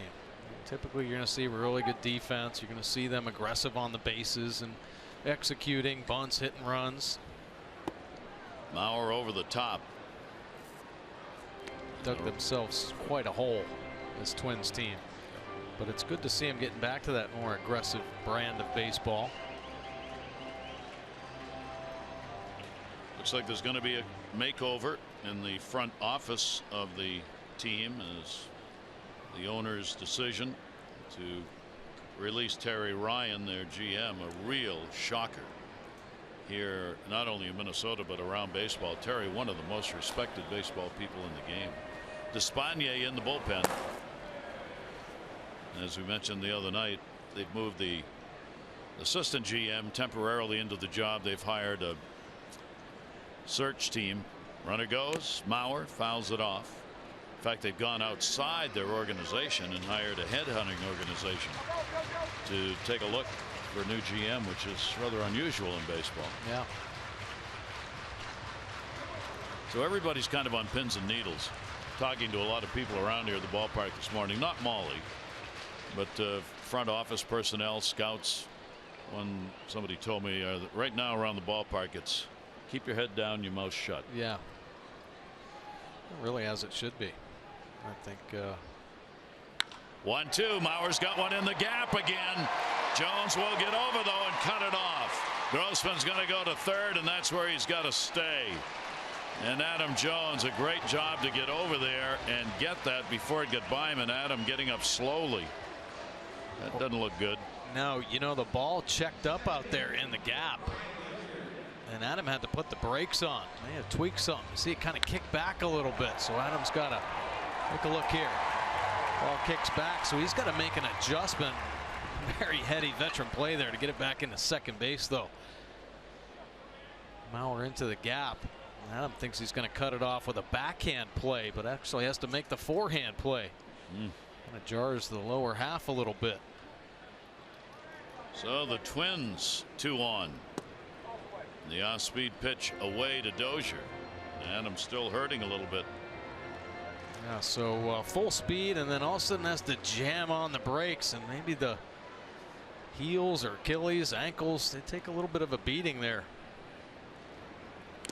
Dozier will foul it off. First and third. Grossman at third. Mauer with a base hit on at first. 5 hits now for the Twins, and Adam Jones trying to flex it out. Never got twisted out there. Yeah, Mark Trumbo was talking the other day. This is the time of year when you know, the aches and pains, the travel. This is the dog days, the grind of a major league season where you just don't feel the same as you did in spring training. The energy levels, you kind of have to talk your body and your mind into getting out there and giving everything you got. Keep in mind the Orioles don't have another center fielder as such. They've got some people who play there, but they don't have a center fielder. 1-2 delivery on the way, and up and into him, and slams the bat down. 0 for 7 with runners at scoring position for the Twins. It remains a 2-1 O's lead.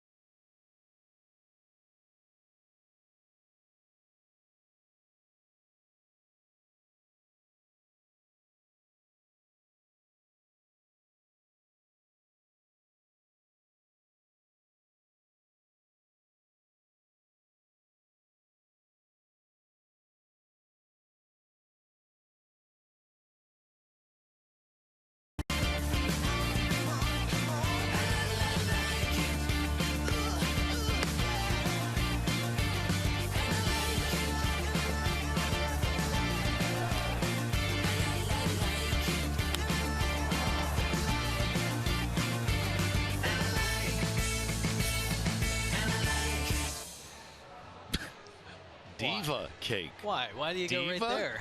Diva cake? Really? Wow. Look at this spread. Adam walking around. Appears to be okay, question mark. Chris Davis at the plate. Davis a base hit, and he is struck out. 6th inning, a 2-1 lead. Orioles trying to get the offense going. Centeno, the catcher, adjusting the mask there.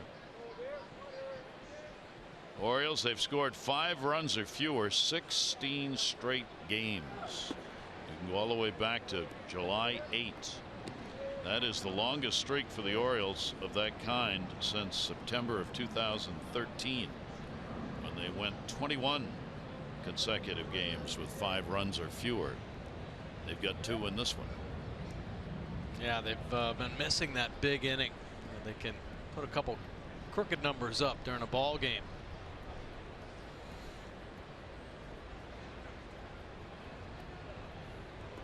And again, Gibson having trouble with Centeno getting the signs together. I'll take the Orioles really doing a great job with teams under 500, feasting on famine. 30-13 record. That's the top winning percentage in baseball. That's .698. Cardinals, Indians, Pirates, and Cubs on there. How about the Twins? 24-36 though. Well, the Orioles doing what a winning team is supposed to do. Beat the teams under 500. Yeah. We've talked about or touched on a couple things they could improve on. Obviously, the road record.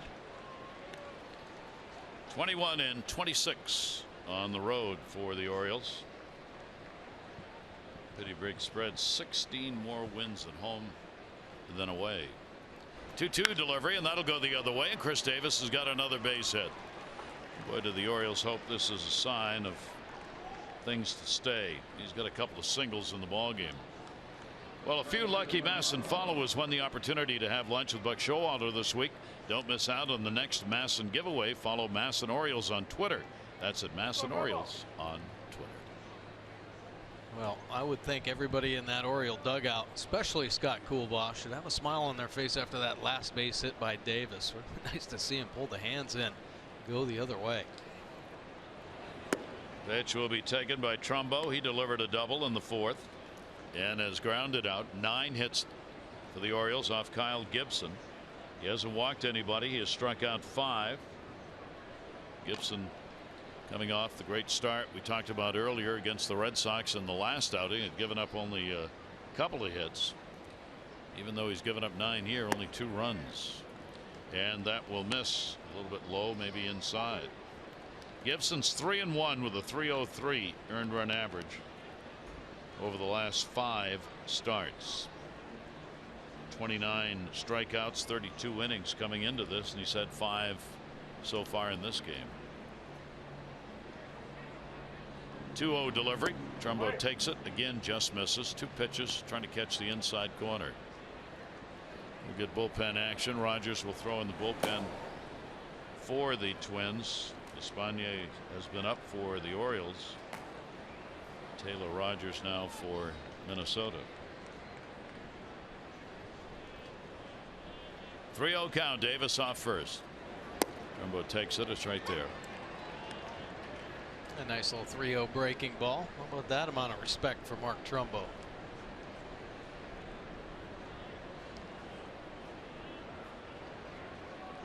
Trumbo with 110 strikeouts coming in. Chris Davis 137, both in the top 10 in Ks in the league. 3-1 delivery on the way, and there's that hard slider down. 3-2. That's a nasty one there. A little get me over. 3-1, and then 3-1 slider here. This is a that thing bites hard away from Trumbo.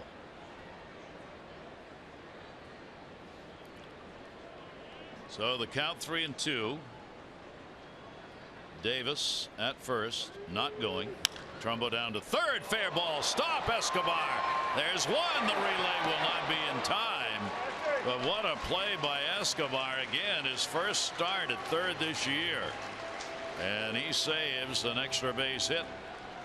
Yeah, possibly another run there. Gunned down a run in the 4th inning, and here Trumbo whistling one down the line. How about those reactions? Harder it's hit, the lower you get. He does. He has to make the diving play and quickly up to his feet to get that lead runner at second base. Beautiful defensive play there. Trumbo denied what looked like it was going to be a 2-bagger. 1 down. Now Trumbo at first base. Jonathan Scope hit into a fielder's choice and has struck out, scored the Orioles go-ahead run in the 4th inning on the base hit by J.J. Hardy. Gibson working hard at it, trying to get out, stay in the ball game where he's a chance for his team to get back, trailing by just 1 run. Is high this year, 8 innings worked in a game, and he's still throwing some pretty good stuff. 0-2. Yeah, that's a pretty impressive sequence right there to Jonathan Scope. 1 fastball, 2-seamer, down and in for strike 1, and he backs it up with an 83-mile-an-hour changeup in about exactly the same location. Pretty gutsy pitch, but well executed. Scope 4 for 21 against the Twins this year. 0-2 delivery to him, and another one. That one on the inside. That'll be strikeout number 6. That's some quick work right there, Jonathan Scope. Fastball, changeup, fastball. Pretty good group. 3 pitches. Sit him down. That 92 got by Scope. So the leadoff single by Davis, replaced by Trumbo in the fielder's choice. Still a runner at first base, and now 2 down. Pedro Alvarez, couple of base hits in the ball game, 2 singles, both times stranded. Gibson's delivery to him is going to get away, bounces way down the first baseline. Mauer will come over to get it. And that will be the 3rd wild pitch thrown by Gibson this year, and for the Orioles could be very timely. Yeah, nice break right there. Will find himself down at second base here. Finally a ball getting away. Gibson spiking it off the knee guard, and Mauer ends up fielding it. So the Orioles 2 for 5 today with a runner in scoring position, get another chance. Centeno goes out with the runner at second to make sure they've got the signs to be used here. And Alvarez with a 1-0 count.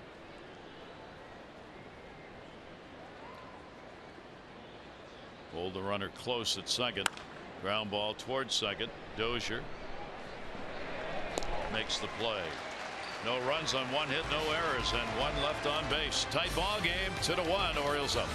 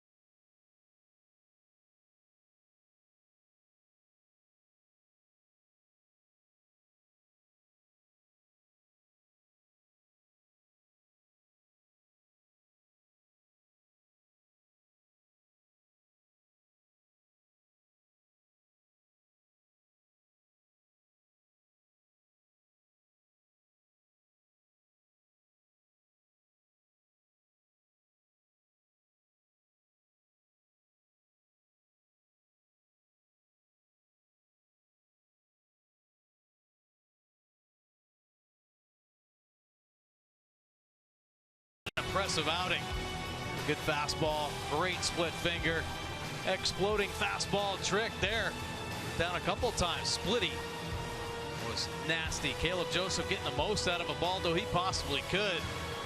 I would say impressive outing, to say the least. Last time he started, July 8th here. 5 strong innings, scattering the 5 hits. Just 1 earned run given up for Ubaldo. And he's going to give away to Despaigne here. Set up as a long man. Fastball 72% of the time. He'll change his deliveries. Different looks and arm angles with the heater. Rush it up there in the low 90s, mid 90s at times. Good slider and change go along with it. This will be his 14th game. 3 earned run average.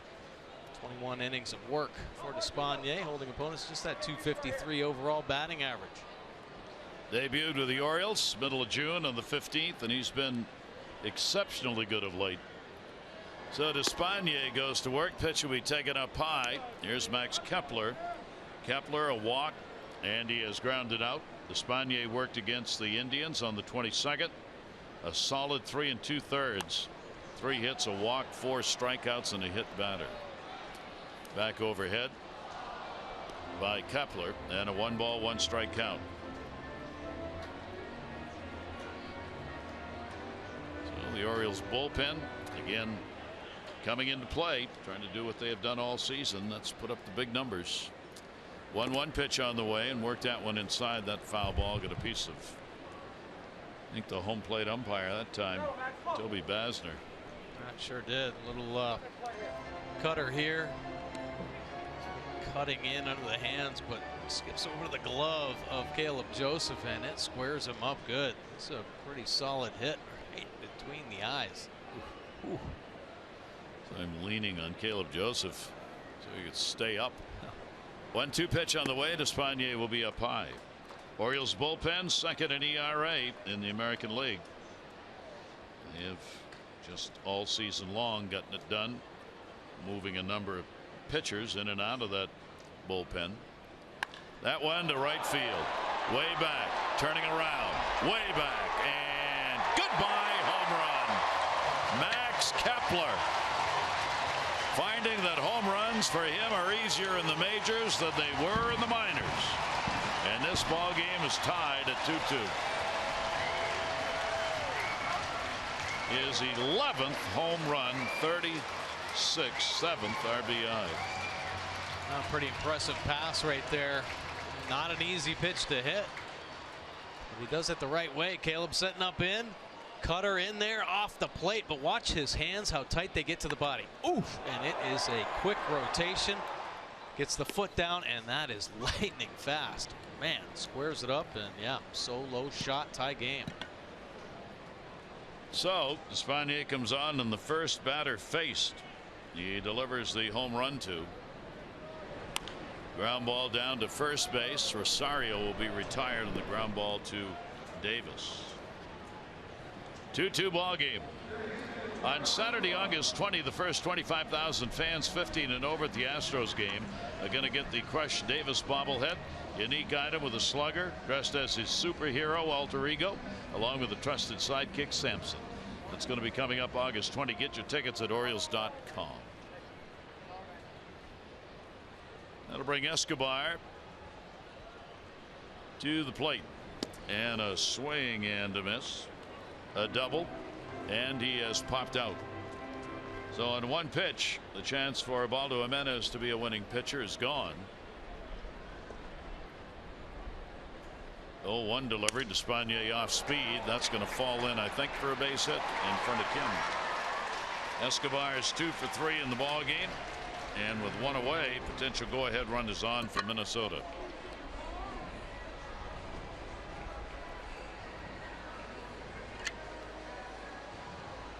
Pretty sound approach from Escobar. Talk about the ability to pull the hands inside. Yeah, you might get beat on a pitch, but finding a way to get the bat head to the ball the best and most consistent way. Lead with the hands, keep that barrel up, and that's just what Escobar did there. Despaigne giving up his second home run since joining the Orioles. Juan Centeno. Ryan Presley in the bullpen. Centeno has popped out, grounded out, robbed of a base hit by a great play by Hardy his last time up. That's going to go to the gap, and that's going to fall in for a base hit. Kim will cut it off. Runner's going to go to third. Throw will come into second. Escobar never hesitated, circling second base. First and third, one out. Real good base running there from Escobar as Kim's heading towards the left center field gap. So all of his momentum going away from third base. Escobar rating it. How about this piece of hitting? Elevated two-seamer. And he stays on it, shoots it to the left center gap. Keeps his head on the baseball, and wisely does, because Kim brings it right back into second base. First and third here. Keeps the double play in order. Little discussion at the mound with Caleb Joseph and Despaigne. Toby Basner, home plate umpire, to break it up. Well, for Buxton, it's been a day of opportunities, and here's another. He came up in the second inning. He had a runner at second base and one out. Struck out. Came up in the fifth inning. Runners leading the inning off and would strike out. Now he's got runners at first and third.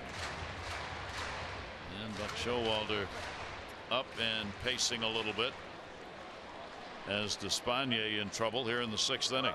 Yeah, Buck trying to see the reaction of the base runners here. This situation, first and third, give managers nightmares, especially with a little speed at third base. Buxton will take the pitch, a strike on the outside corner. Twins battling now with 8 hits. Orioles have 9, and the ball game is tied at 2. Yes, Buck Showalter has to make a decision here. If Centeno steals, do they throw through and try to get that out? Outside, good stop. Caleb Joseph for that runner at third base, able to knock that one down to his right.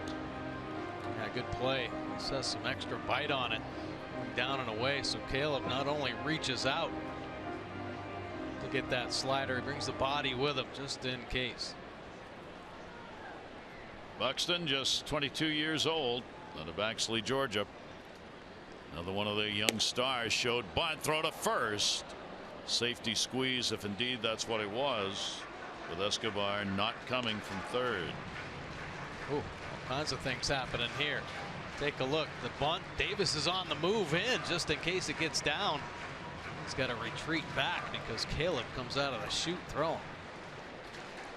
Now a 2-ball 1-strike count. Orioles playing at double play depth and even a little closer here in this pitch. And a strike on the inside corner. Despaigne. Tough pitch. 2 balls, 2 strikes. He wove that one through a needle. Yeah, beautiful pitch. Got away with it though. Caleb once again setting up away in the two-seamer. Nice job by Caleb receiving that ball, keeping the glove in place. Needs a K. 2-2. Buxton, a ground ball to the middle. Hardy, there's one. Relay and a big double play. With that infield in a little further than they'd normally be. Hardy had to reach. He did, and they got it. A run on 3 hits, no errors. 1 left on. The home run by Kepler has tied the ball game at 2.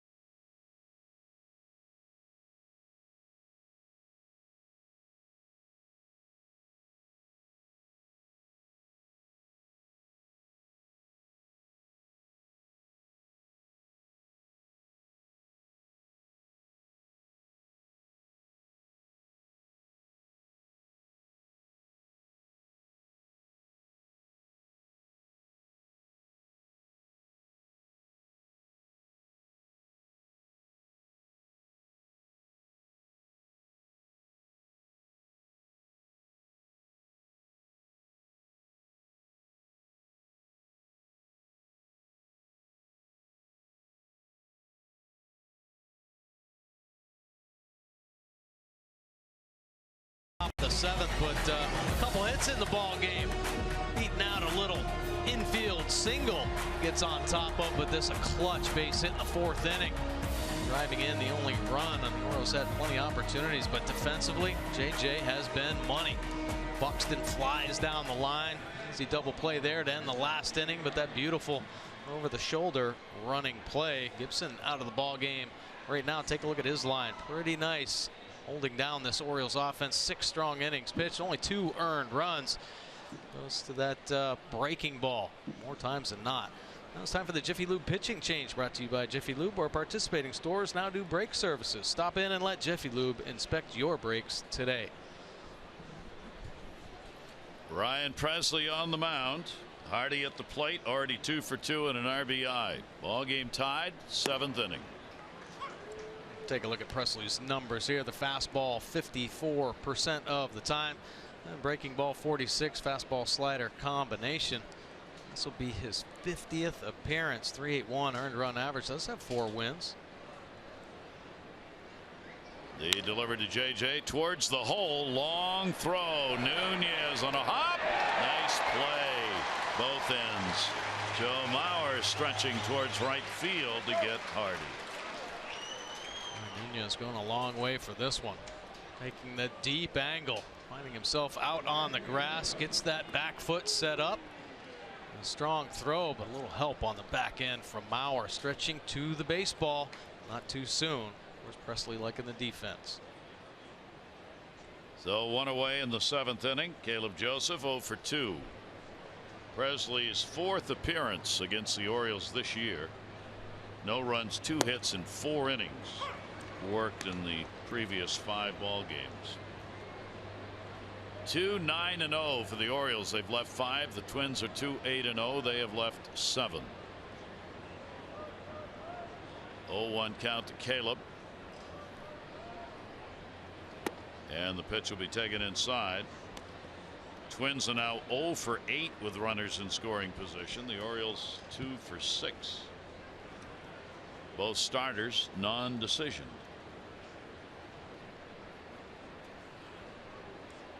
1-1 delivery inside out right field. Hit pretty good near the warning track. Comes back for Kepler. And there are 2 down. Help the Orioles support the patients and families at the University of Maryland Medical Center by attending a special fundraising event for Shannon's Fund August 19. That's Friday. It'll be at Oriole Park.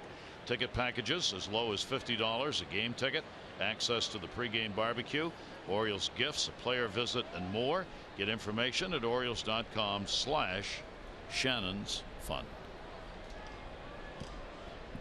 2 down, nobody on. Adam Jones. First pitch of the ball game, home run. He's since lined out, struck out. Pressly's pitch to him will tail away for a ball. So a good one here in this makeup game where the Orioles head out afterwards for Toronto in the opener of that 3-game set tomorrow night.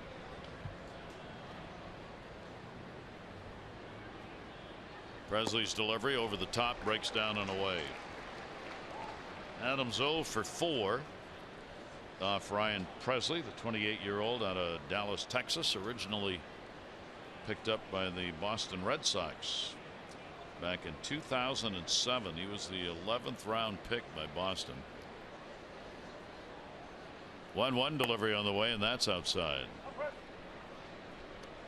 Now you can tell Pressly, good arm, rushing that fastball up there, mid-90s, but the ability to spin the ball key. We've seen him slow down the curve, but that slider, a money pitch for Pressly.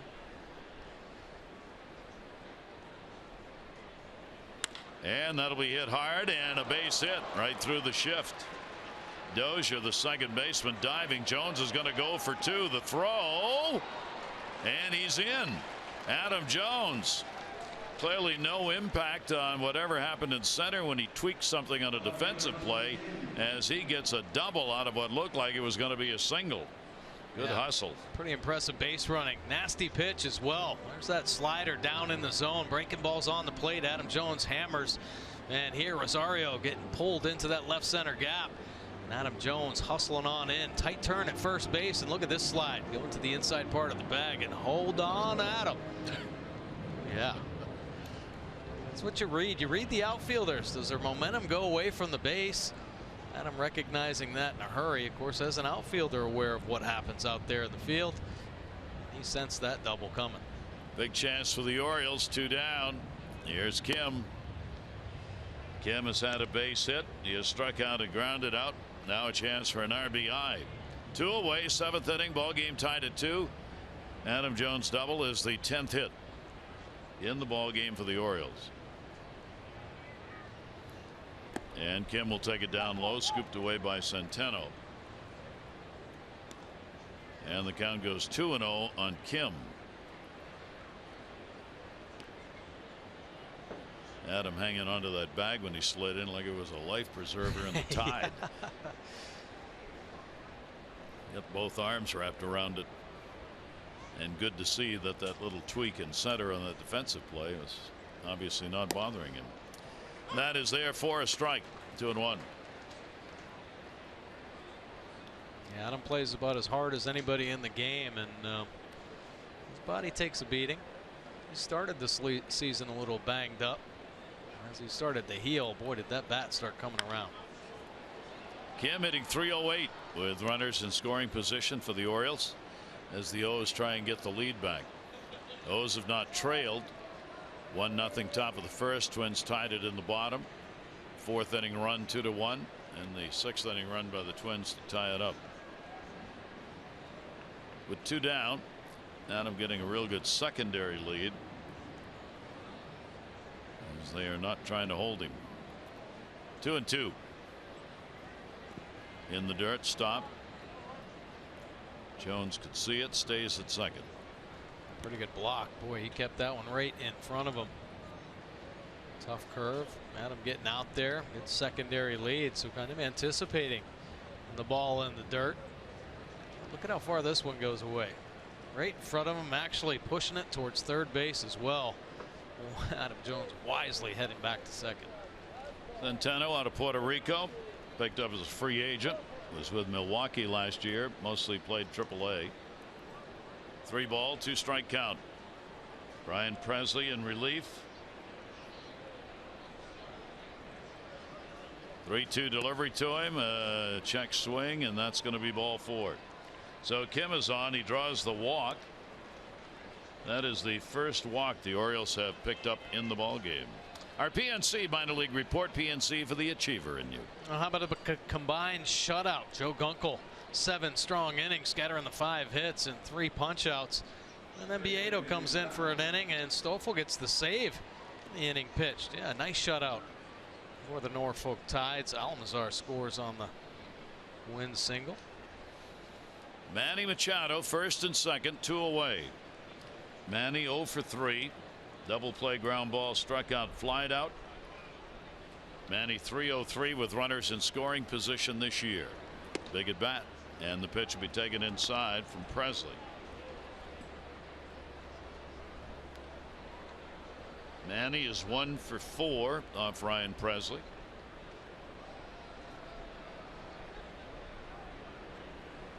And he'll take that one on the inside corner for a strike. Second time up for Taylor Rogers. There are the numbers in these situations tonight. 1-1 delivery. Manny off speed. Oh, what a pitch. That one just froze him. 1-2. Yeah, big over the top breaking ball here for a hard slider on the inside corner. Take a look at the Nissan pitch track. This one just dropping off the table. Strike 2.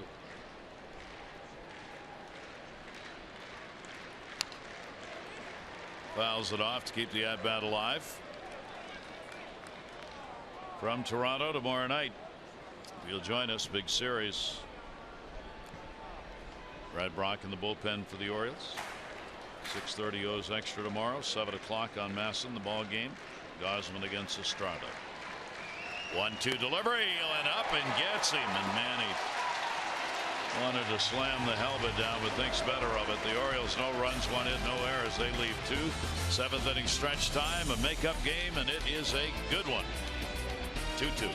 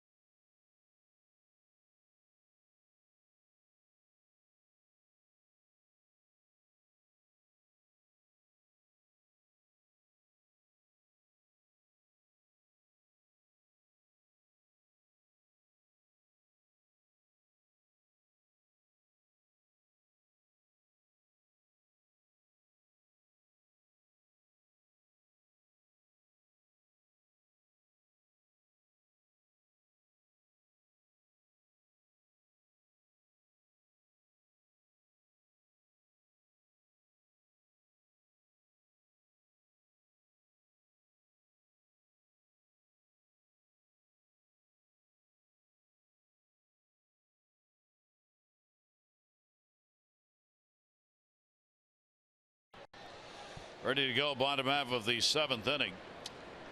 Eduardo Nunez at the top of the order takes it for a strike. He's trying to avoid that infamous golden sombrero. 3 strikeouts. Jimenez had 8, and he was 3 of them.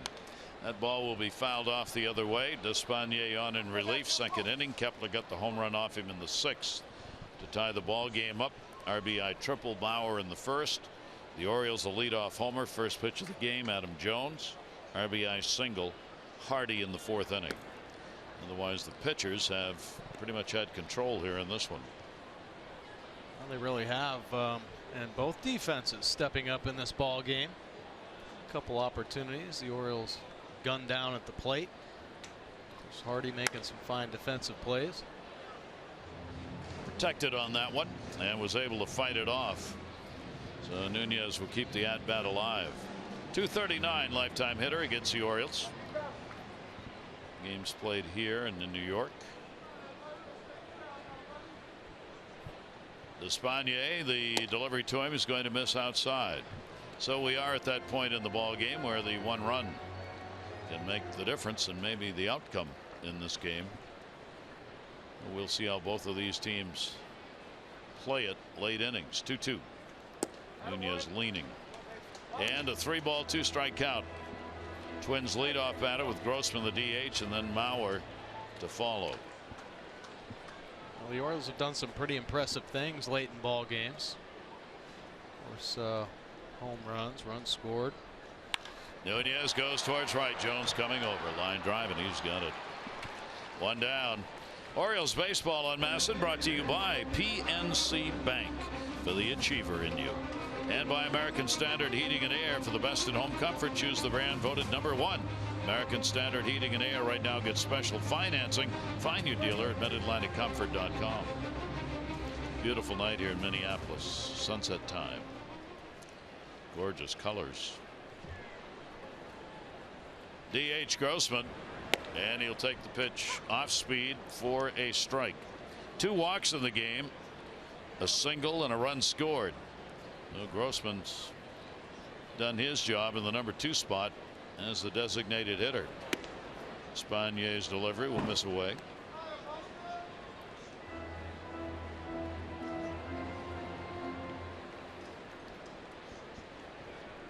about Despaigne here in this close ball game. I know Buck Showalter probably wanting to stay away from Brock in the back end as long as he can. In the air, left center field. Kim going back. Kim can't get it. It'll hit off the top of the wall into second base with a double.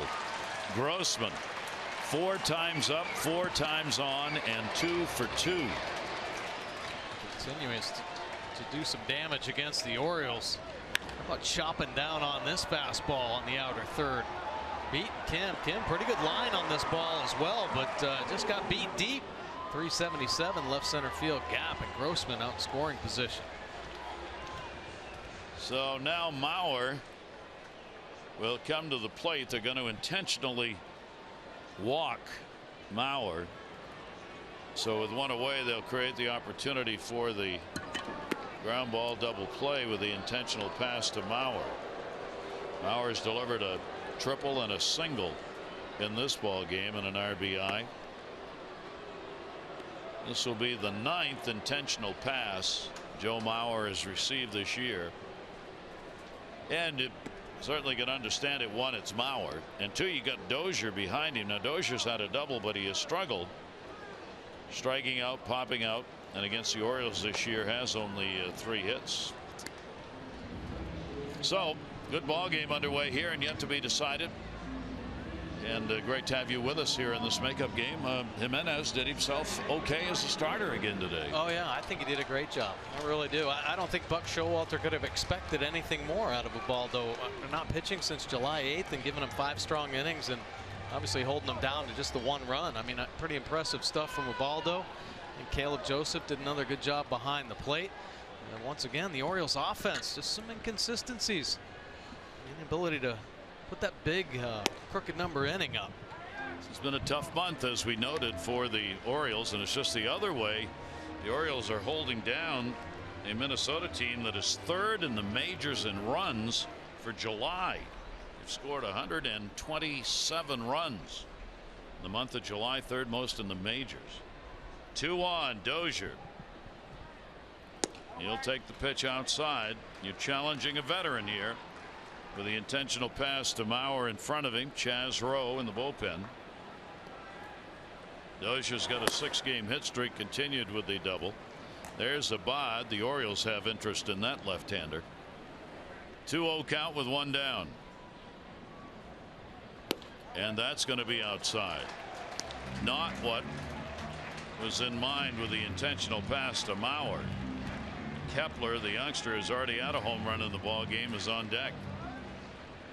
Grossman at second base, Mauer at first via a double and the intentional walk.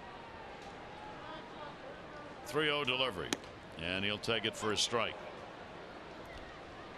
Don't let Dozier fool you with that little kind of flinch back. That fastball that leaked back over that inner third right there. Setting up Despaigne. He's staying on that backside, and he is looking to do some damage here. 3-1 count. Runners off first and second base. Dozier does. Base hit into left field. Kim up. They're going to wave him home. Throw's going to come to the plate. Grossman coming in. He is in under the tag. According to Toby Bassner, Kim with a good throw. If it stands, that's going to be the 3rd for the Twins and a 3-2 lead on Dozier's base hit. Yeah, nice throw here. How about this attempt by Caleb Joseph sweeping back across. Grossman going to the backside. Great look right there. Camera angle. See Grossman reaching in with the left hand. It slides across the plate. I mean, about as bang bang as you're going to get. And how about the adjustment he made there with the footwork? He's about 10 feet away. Here we go. Bullet and a little hold up, but if he comes aggressively, he's going to get an in-between hop, and who knows where the ball's going to be. Gets his feet underneath and makes a strong throw, but it's Grossman that makes the play. The adjustment to go to the backside and reaching in for the run. So the strategy does not work, and Dozier, after the intentional pass, gets a base hit at RBI, and the Twins get a lead.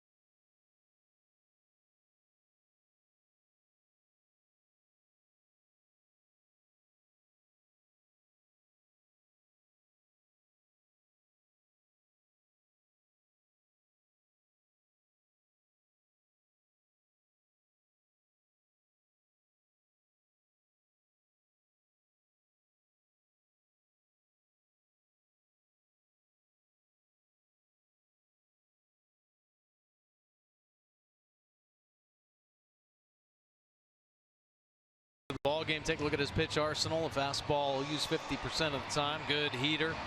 And the breaking ball. Tight slider. 50-50 on that distribution. 3.38 earned run average. This will be his 9th appearance for the Orioles. Has a win under his belt. Holding opponents down to the 200 overall average. Righties, not much luck, but the lefty's hitting into a 333 clip, and he has given up a couple homers. He hasn't come in with runners on base very often. Only 2 inherited runners, neither scored. He was in the ball game against Colorado yesterday, worked an inning, a hit, and a walk. So the Orioles need to shut him down. Dozier getting the RBI to give him a lead, and the pitch will be taken away by Kepler. Kepler with a home run in the 6th inning, his 11th of the year. He has grounded out. He's drawn a walk. Dozier's go-ahead RBI is team leading 52nd. First and second base, 1 out. Rose pitch, and that's going to be up high, and the count goes 2-0 on Kepler. So Chazro working with Mauer on at second base and Dozier on at first. Intentional pass to Mauer, and Dozier responded with a base hit. 2-0 delivery. That ball to the hole. That's going to be a base hit. Mauer will make the turn. They're going to bring him home. There's a chance at the plate. They let it go. Not in time. Mauer scores. RBI for the youngster. 2nd of the game for Kepler. And it is 4-2 Twins. Well, Kepler doing some positive things in this Twins team since his call up, and here getting a center cut fastball and just hammering it through that 3-4 hole. Trumbo comes up firing, but Mauer with a good secondary lead in the 2nd run of the inning.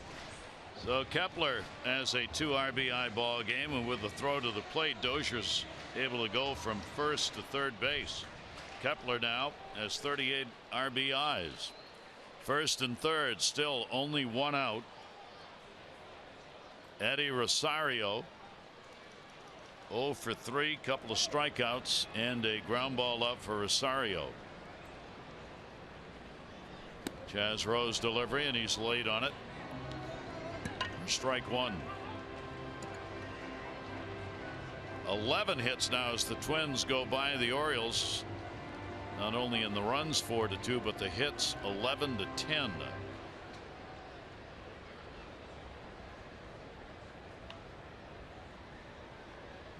Runners off first and third. Machado cut of the grass at third base. Kepler back to the bag at first. Espanier still responsible for that runner at third base, already charged with 3 runs in the ball game.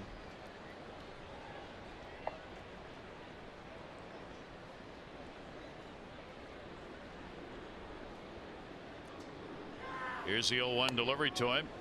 Good pitch on the inside corner. Rosario not so sure about that, and he falls behind on the count. 0-2.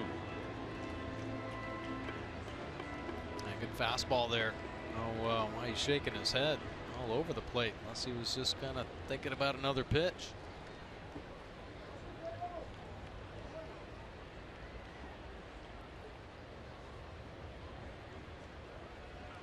Chazro with a long look in, and we'll have to wait. Rosario steps out.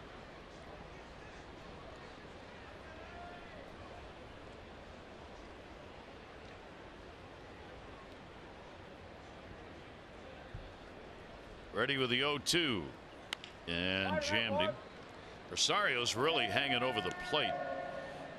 He's when he has the bat there, when he's in his final position, he's almost got hands on the inside corner of the plate. Yeah, and his feet are staggered, a position that you don't really see too often in the game today, where the front foot actually is going towards the plate. Most hitters have the open stance nowadays. In the air to center field, Adam Jones was shallow, got a long way to go, and he's not going to get it. It'll take a hop off the wall. Dozier will score. Kepler's being waved home. Throw is going to come to third base. Not in time. a triple, and 2 RBIs for Rosario. And the Twins have a 6-2 lead.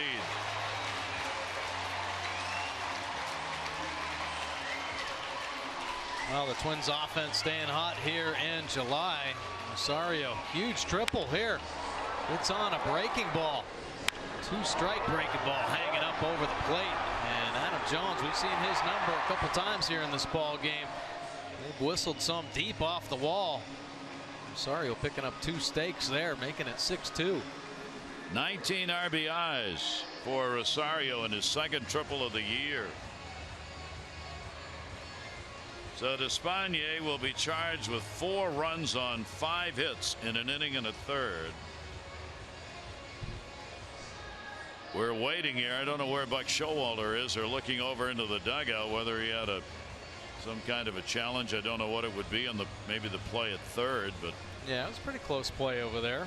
There's always you wonder, does a foot bounce up off the base? Great throw from Jonathan Schoop. Manny in a perfect position. And there's the foot and the tag. Did look like the foot got there, but does it come off after it gets almost busted? No on top challenge. of the base? He's not going to challenge it.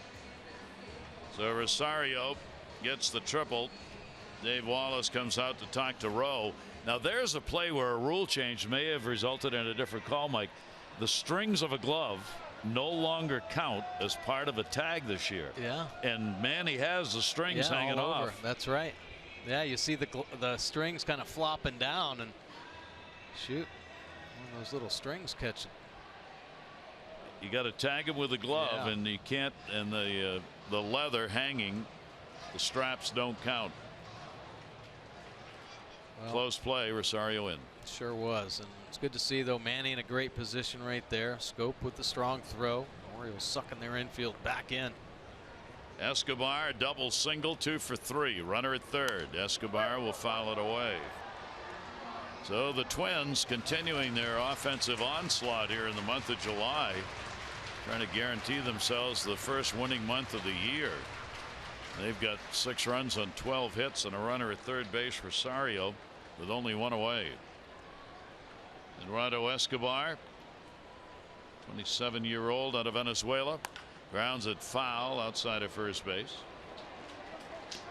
Escobar came in hitting .258 for a major league average. Had been with the White Sox for a couple of years, joined Minnesota in 2012, and has been a regular for them over the past 2 years. 0-2 count. Infield in, and the pitch will be away. So the Twins started 0 for 8 with runners in scoring position. They're 3 for their last 3.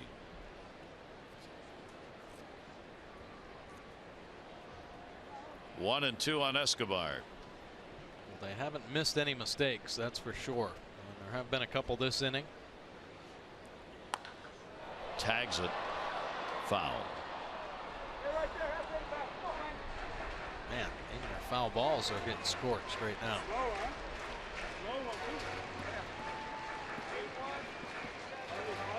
There are the numbers of the situations on the day. Chaz Rowe and Despaigne getting touched up by the offense here.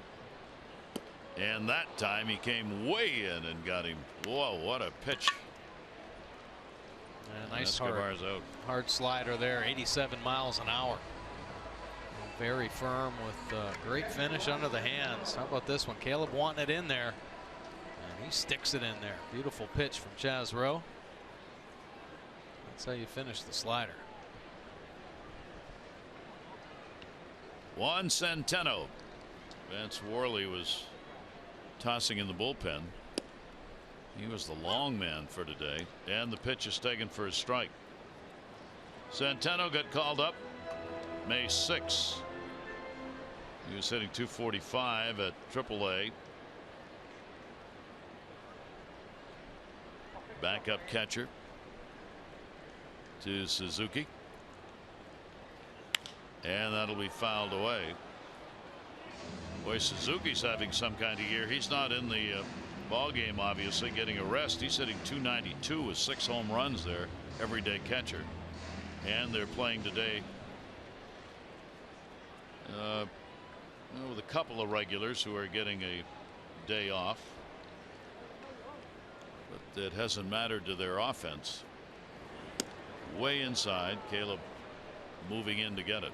Yeah, Suzuki pacing this club here in the month of July. He's had a very strong year, but this month had a few home runs. Hit a homer yesterday, hitting .375 in 23 games. So yeah, he's been playing a great all-around game. There he is, Kurt Suzuki, veteran catcher for the Twins. A little late on that one. Fouled it off on the third base side. Holds the count at a ball and 2 strikes. And Rosario doing a 360 over there as the ball went by. 4-run 7th inning so far. 2 singles, triple, double. Centeno with a 1-2 count. And he'll take it in the dirt again. Joseph having to block it to hold the runner.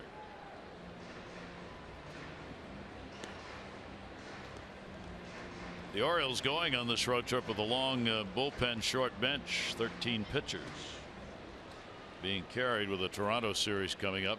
Showalter wanting to make sure he's got the arms and willing to surrender one on the bench.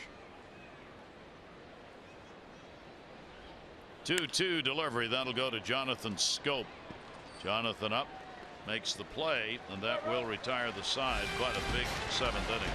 8 Twins coming to the plate. They pick up 4 runs, and they've got a 6-2 lead.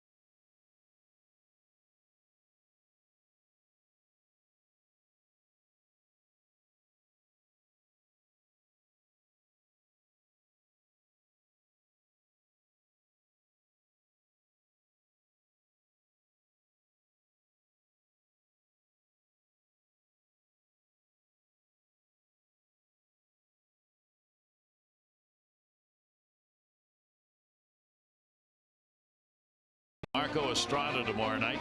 Coverage on Masson. 6:30 goes extra. Presented by Jeep. Our game coverage at 7. All the access you need right here on Masson. And take a look at this Blue Jays preview on the season. Evened up and some close games as well. 6 of 10 decided by 1 run.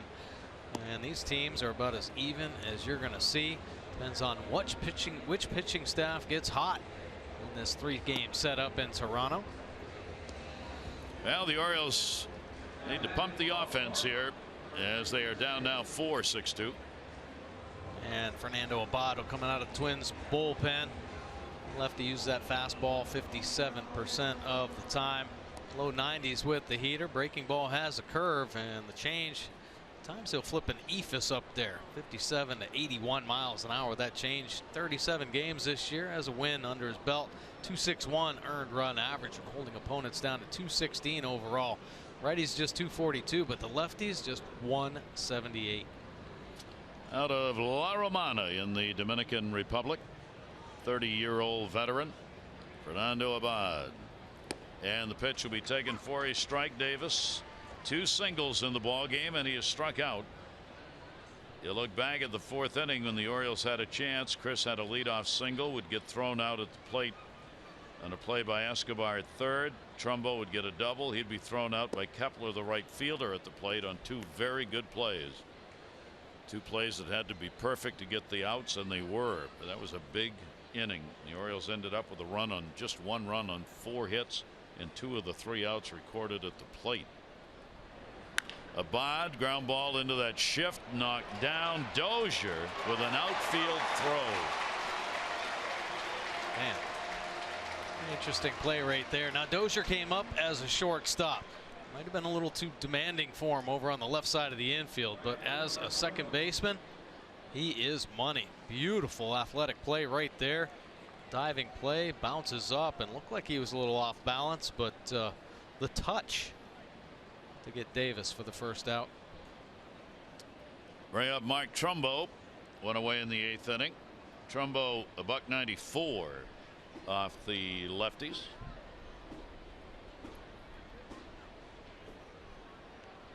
A double, 1 for 3 in the ball game. So we got out of an 0 for 18 with that hit in the 4th inning for Mark. Bad's delivery will be up high. I asked around this morning, a couple of scouts. Nobody wants to talk about who might be involved in a deal, so you ask, I'm going to say something. If I'm wrong on it, tell me. If not, just remain silent. Are the Orioles interested in Abad? Total silence. A 2-0 count on Mark Trumbo. Are the Orioles interested in any lefty? Yes. Total silence. Yes. Yeah, lefties. Yeah, Abad's had himself a very strong year.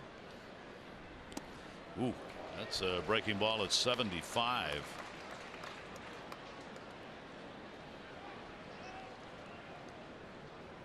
Take a look. Big slow hook.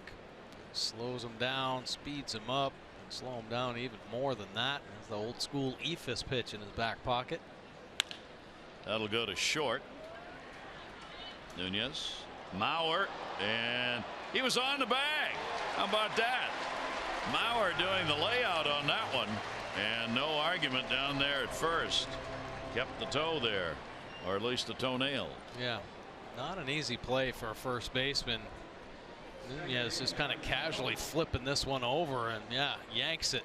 Look at the play by Mauer, keeping the toe on the base, staying low. Yeah, that's a great play. Oh. And you knew right away it was made because Wayne Kirby, the Orioles first base coach, not one move. Right. He had his eye on the foot. So Abad gets a couple of outs. Here's Jonathan Scope. He'll take the pitch for a strike. Interesting that since 2014, among the left-handers, appearances by lefties in a game, Zach Britton, Andrew Miller, and Fernando Abad. They have been the left-handed workhorses since the 2014 season. Orioles, of course, have Zach Britton. Miller now with the Yankees, who was with the Orioles, and Abad now with the Twins. 1 ball, 1 strike count on Scope. 1-2. Follow Orioles baseball live with the MLB.com at Bat app. Stay up to the moment any moment with Game Day, live game video highlights, StatCast news, and more. Download MLB.com at Bat, #1 app for live baseball for your phone or tablet. There's the Ephus. Yeah. Jonathan Scope, a little smile on his face with that one. And a 2 ball, 2 strike count.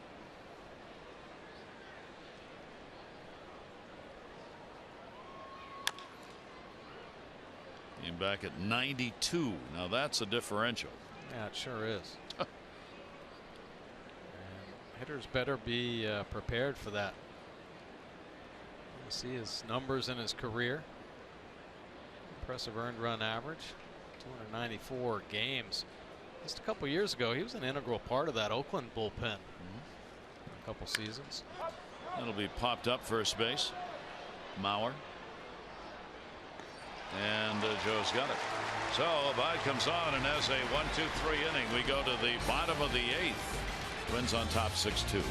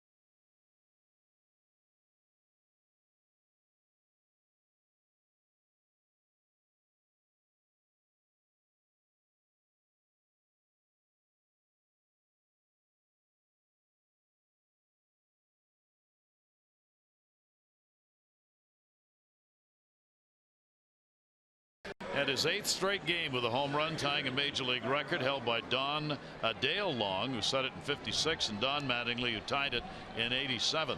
And in '91, Dennis Martinez, a perfect game. Ron Hassey was his catcher.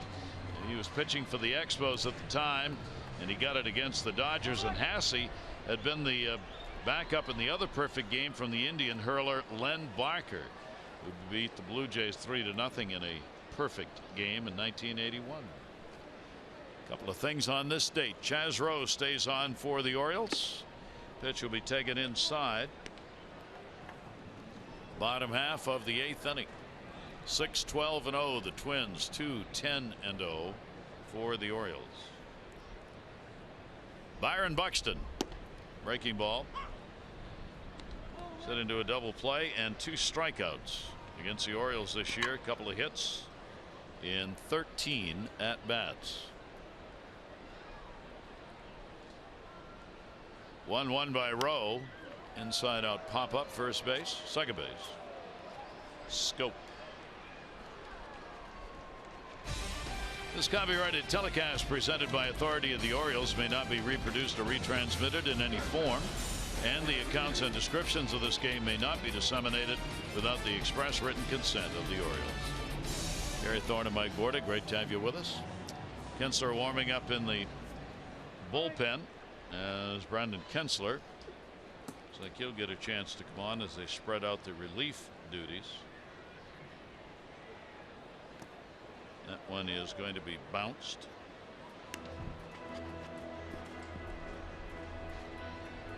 Presley's got a chance to win it. Despaigne on the losing side for the moment. Both out of the bullpen. Throws delivery will be up and in. Nunez an 0 for 4, 3 strikeouts, and he is flied out to center field.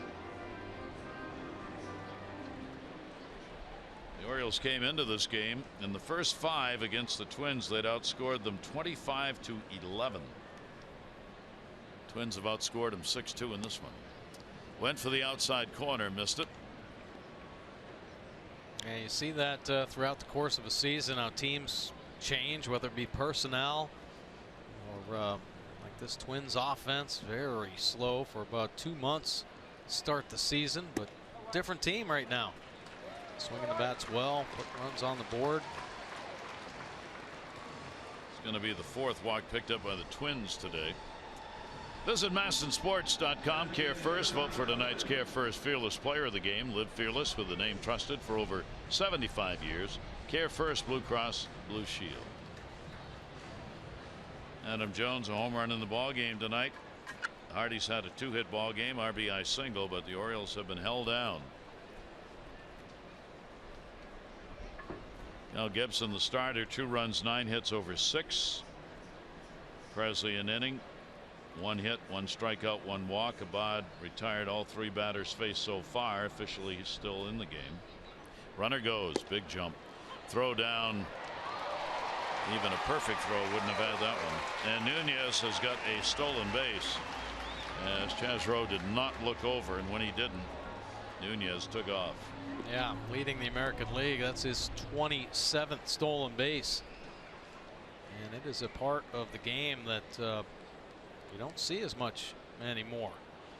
The art of stealing a base.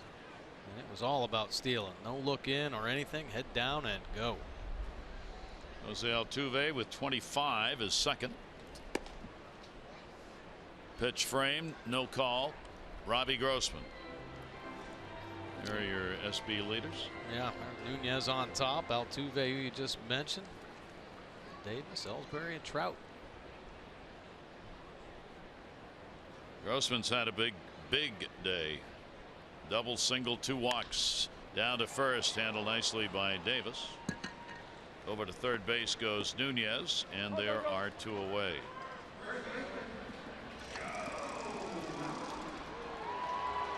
That'll bring up Joe Mauer. Speaking of big days, RBI triple in the first inning. He is singled, drew an intentional pass in the 7th, and scored later in the inning.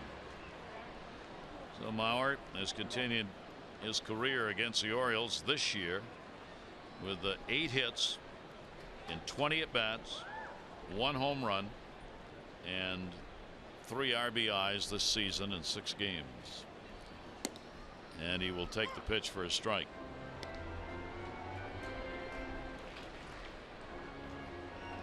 Yeah, I think he knows what he's doing up there at the plate. Pretty good understanding of how to get that bat head to the baseball consistently.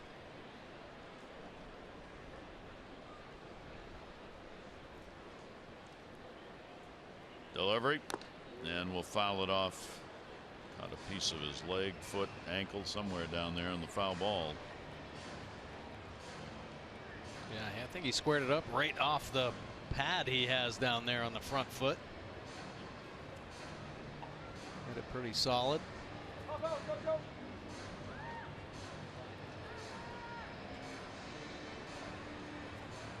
He doesn't miss those days taking balls off the shin guards, that's for sure.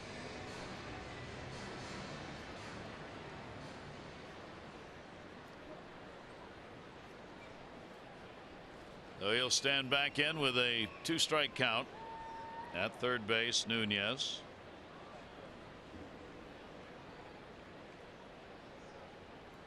Mauer will take the pitch outside. Pretty good crowd of this makeup game. 22,569 on a very pleasant evening. 22569 your target field. A lot of Orioles fans here as well. 2 down, 1 ball, 2-strike count.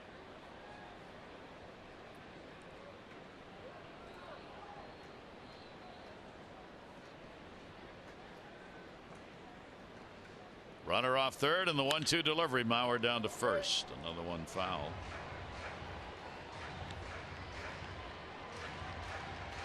Twins have left somebody on base in every inning except the 4th. The only time they've been retired in order. Otherwise, they've made the Oriole pitchers work in this game. They've left 8 on base. Orioles 7. Again, Rowe with a 1-2. Mauer takes that away. And a 2-ball, 2-strike count.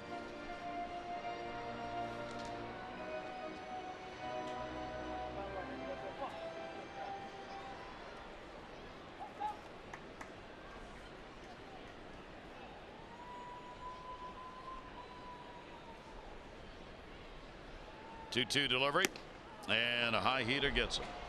So Rowe gets the strikeout. 1 left on base. Orioles baseball on MASN is brought to you by Southwest.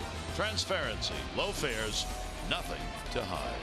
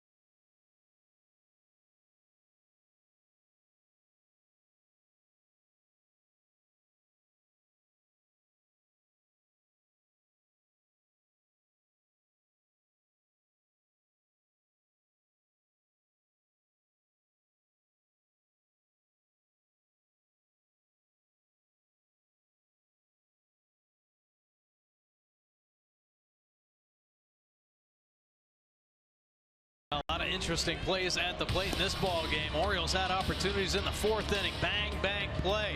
Is this a game of inches or what? Alvarez base hit to right field. Trumbo, bang, bang, out. So 2 outs at the plate for the O's. Let's see how it works for the Twins. Little hesitation in the outfield. Bang, bang, safe. Caleb with the swipe tag. Can't quite get him. Bullet to right field. Mauer in. Just safe. Game of inches, but the inches going the Twins' way. 6-2 ball game here in the top of the ninth, and the Orioles hoping to score off Brandon Kinsler. He is the new closer for this Twins team as they've had the turnstile going. The pitcher's moved in and out. He loves his fastball though, and it's a good heater. Mid-90s with the heater. 205 earned run average. He's pitched in 31 ball games. 239 opponent batting average, giving up the 4 home runs. But look at the ground ball percentage. 64% of the outs on the ground. It is a hard, heavy sinker. He is 8 for 8 in save opportunities. This is not a save opportunity. 6-2. Twins on top. Orioles bat here in the top of the ninth inning. Alvarez, couple of base hits. He is 2 for 3 in the ball game. Hardy and then Joseph are due up. Orioles bench with the 3 players we mentioned, Flaherty, Reimold, and Matt Wieters. Now with the count at 1-1, the shift is put on in the infield with Escobar moving over from third to second base.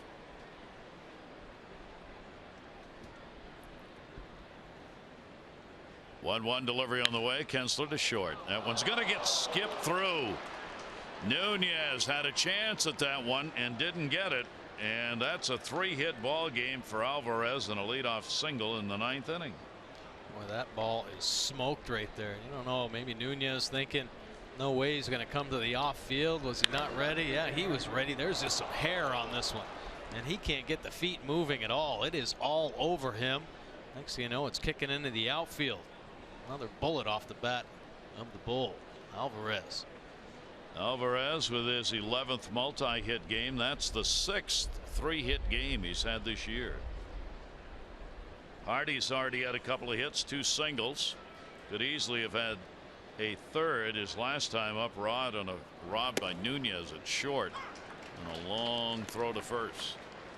J.J. Hardy, 11 hits for the Orioles, 12 for the Twins. 0-1 the count.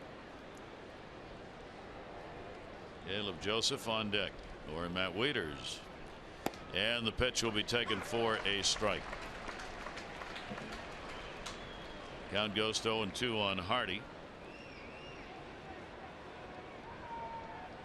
Brandon Kinsler, veteran, 31 years old. Yeah, Kinsler put together a couple good seasons with the Brewers. Center field. Buxton, and he'll chase it down. Runner stays where they are.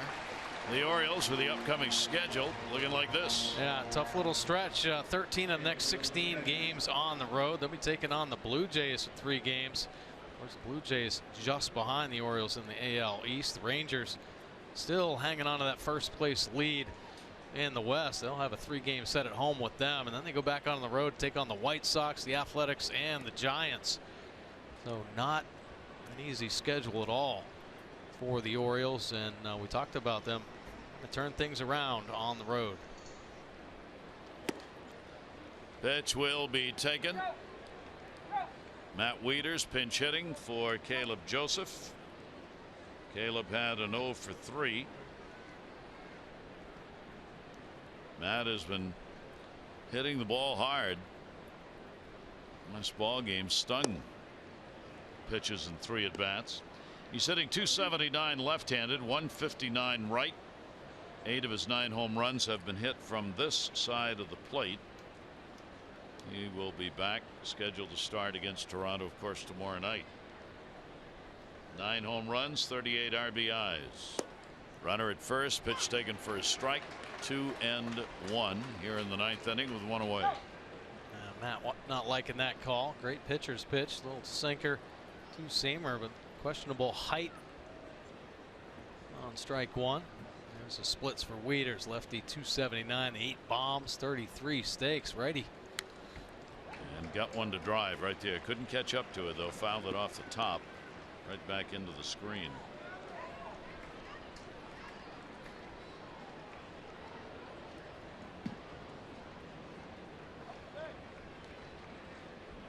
Buck Showalter hoping for some of the Oriole magic here. The 9th inning. 2 ball, 2 strike count. Adam Jones, leadoff batter on deck. 2-2 delivery on the way, and Matt will let it go. The Orioles trying to get that potential tying run to the plate here in the 9th inning.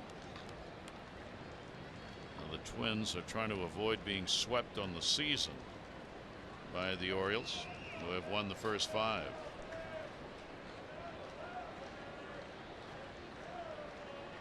Kenzo's delivery, ground ball towards second base. Dozier, Nunez, double play, and that's that.